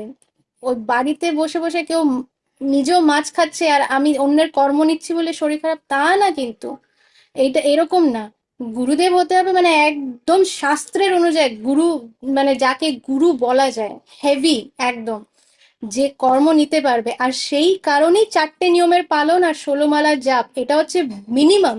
এই ছাড়া দীক্ষাই দেওয়া হয় না, দীক্ষার প্রশ্নই আসছে না কোনো। কারণ 4 নিয়মের পালন না করলে তো তারা কর্মে চক্রেই আছে, তার গুরুদেব তো মরেই যাবে এর কর্ম নিতে নিতে। তাই জন্য সেই রকম শিষ্য হয় না। তাই জন্য এরকম ভাবে দীক্ষাও হয় না। দীক্ষার প্রথমেই হচ্ছে যে শিষ্যকে এই ভাও নিতে হয়। ভাওকে বাংলাতে কি বলে? প্রতিজ্ঞা। প্রতিজ্ঞা। প্রতিজ্ঞা। শিষ্যকে প্রথমে প্রতিজ্ঞা নিতে হয় যে আমি এই 4 নিয়মের পালন নিজের মৃত্যু আজীবন করে যাব। 4টে নিয়ম হচ্ছে কোনো মাছ মাংস ডিম এইসব আহার না, কোনো ইনটক্সিকেশন না, কোনো কি বলে, আহ, প্রভু বাংলাতে কি বলে ইনটক্সিকেশনকে? নেশা নেশা। তোমার মাতলামো মাতলামো, মদ খাওয়া। না, না, শুধু মদ খাওয়া না। মদ, মদ, সিগারেট, ইমন তুমি কি বলছিলে? হ্যাঁ, নেশা নেশা নেশাদার, হ্যাঁ, নেশা। নেশা, নেশা। কোনো রকম নেশা না করা। এটা হচ্ছে সেকেন্ড। থার্ড হচ্ছে নো গ্যামলিং, কোনো জুয়া তাস পাশা এইসব না। চতুর্থ হচ্ছে কোনো অবৈধ সঙ্গ না করা। এটা হচ্ছে 4টে নিয়ম মানুষকে মানুষ রূপে দাঁড়ানোর জন্য। এই 4টে নিয়ম প্রতিজ্ঞা নিতে হয় যে আমি আজীবন এই 4টে নিয়ম পালন করব। আর 16 মালা জপ প্রত্যেক দিন করব মিনিমাম। 16 মালার থেকে বেশি করলে ভেরি গুড। অনেকজন আছে যারা 64 রাউন্ডস করে আজকের দিনেও। এমন না যে তারা বসে বসে শুধু 64 মালাই দিনের মধ্যে করছে। তারা হচ্ছে নাম করা বড় বড় ইউএস এর ডাক্তার, আমাদের চেনা বড় বড় নাম করা ইউএস এর ডাক্তার, টপ 10 এর মধ্যে তাদের নাম আসছে, তারা করছে 64 মালা। তার সাথে সাথে তারা ওই কি বলে সার্জারিও করছে। আহ, তার সাথে তারা আহ, দিনে 4টে করে ক্লাসও নিচ্ছে। হরিগলাদাস বপু। কারেক্ট। তাই জন্য তাই জন্য এরকম ভক্তও আছে, কিন্তু আমাদের হচ্ছে অন্তত পক্ষে 16 মালা। 16 মালাতেই না আমরা না, আমার হাবুডুবু একটা খাই। মনে হচ্ছিল, হুম। আমার একটা মনের মধ্যে আসছিল, এই যে 33-তে আমাদের গুরু মহারাজ আছেন কিনা। ডেফিনেটলি আমাদের গুরু মহারাজ আছে, শুধু আমাদের গুরু মহারাজ বলে না, গুরু হচ্ছে গুরু তত্ত্ব। আহ, গুরু তত্ত্বই কিন্তু বিভিন্ন শরীরে ম্যানিফেস্ট করে, এক্সপ্যান্ড করে। জয় পতাকা স্বামী গুরু মহারাজ হচ্ছে ম্যানিফেস্টেশন, মানে ম্যানিফেস্টেশন অফ গুরু তত্ত্ব।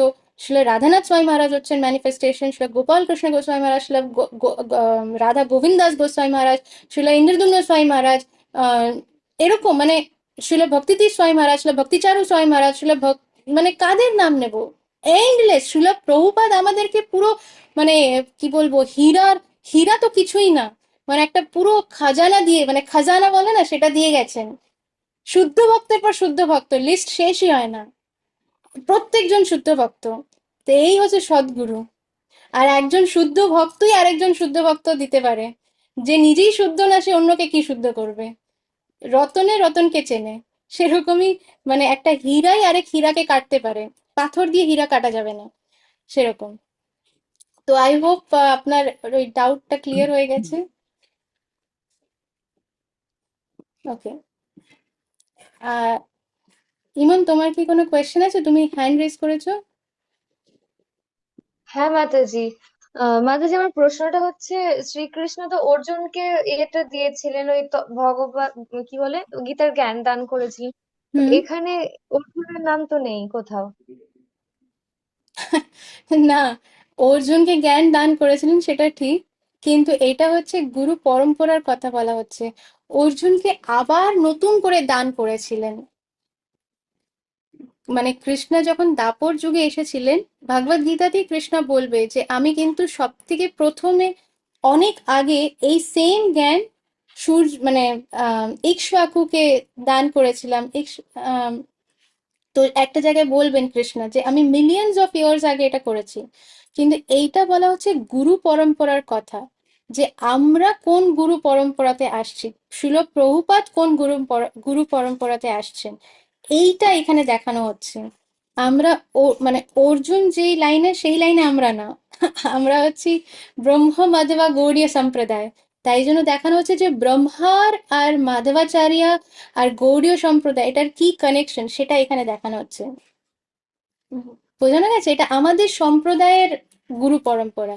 এরকমই 4টে সম্প্রদায় আছে তো। আচ্ছা আচ্ছা মাতাজি, মানে এই আমাদের সম্প্রদায়ের গুরু পরম্পরার এটা হচ্ছে এটা। তো হুম। আরো যে আলাদা 3টে সম্প্রদায় আছে তাদেরও গুরু পরম্পরা এরকমই এটা আছে, তাই তো?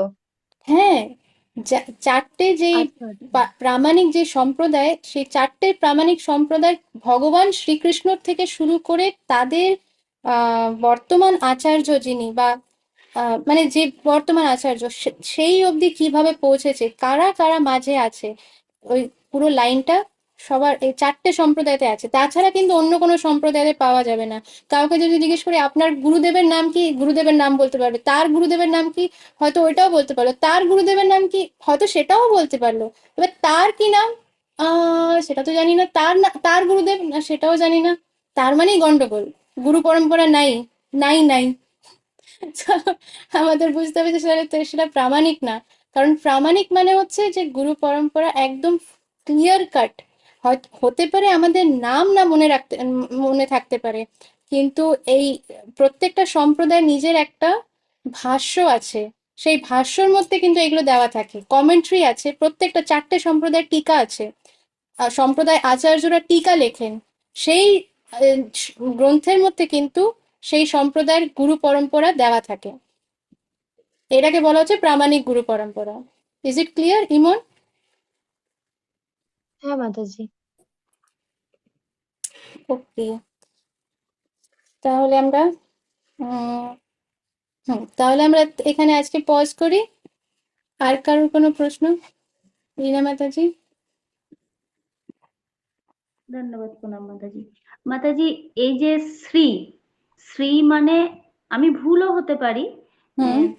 একটুখানি শুনেছি শ্রী মানে যেগুলো দেওয়া থাকে সেটা মা লক্ষ্মীকে স্মরণ করে নামের আগে শ্রী দেওয়া হয়, মানে তার প্রতি মা লক্ষ্মীর কৃপা। জানি না আমি ঠিক কিনা, কিন্তু এই শ্রীল হ্যাঁ, কথার অর্থ কি? আর আমাদের যিনি প্রবচন দেন, শ্রী, শ্রী নামটা আসছে রাধারানীর থেকে। রাধারানী হচ্ছে শ্রীজি। বৃন্দাবনে গেলে পরে রাধারানী হচ্ছে শ্রীজি। আর মা লক্ষ্মীর নামও আসছে রাধারানীর থেকে। তো এই যে শ্রী, শ্রী হচ্ছে মা লক্ষ্মী, কিন্তু শ্রীজি হচ্ছে রাধারানী, তো সেখান থেকে তার নাম দিয়েছে। কিন্তু আমরা যখন শ্রীলা বলছি, যখন আমাদের ব্রহ্ম মাধবা গৌড়ীয় সম্প্রদায়ের কথা হচ্ছে, সেখানে কিন্তু আমরা মা লক্ষ্মীর কথা ইয়ে করছি না, সেখানে কিন্তু আমরা মানে এই যে শ্রীলা, এটা হচ্ছে অ্যাকচুয়ালি আমি কার কাছে এটা শ্রবণ করেছি সেটা মনে করার চেষ্টা করছি। কিন্তু এই শ্রীলার মানে হচ্ছে যে যে constantly engaged at the lotus feet of, মানে যুগল কিশোর বলে না, যুগল কিশোর, যুগল কিশোর, কিশোর কিশোরী, তাদের শ্রীচরণে যারা সেবায়, নিত্য সেবায় এনগেজড, এটা হচ্ছে শ্রীলা। আর একটা জানা ছিল, আহ, আমাদের যিনি প্রবচন দেন যদি তিনি উম, প্রভু হন, তার ক্ষেত্রে বলা হয় শ্রীপাদ। এবার যিনি মাতাজি প্রবচন দিচ্ছেন তার ক্ষেত্রে কি বলা যায়, তাকেও কি শ্রীপাদ বলা হয়? আমি বাংলাটা বলতে পারবো না মাতাজি, ইংলিশে আমি জানি হিজ গ্রেস আর হার গ্রেস এটা বলা হয়, কিন্তু আমি বাংলাটা বলতে পারবো না মাতাজি।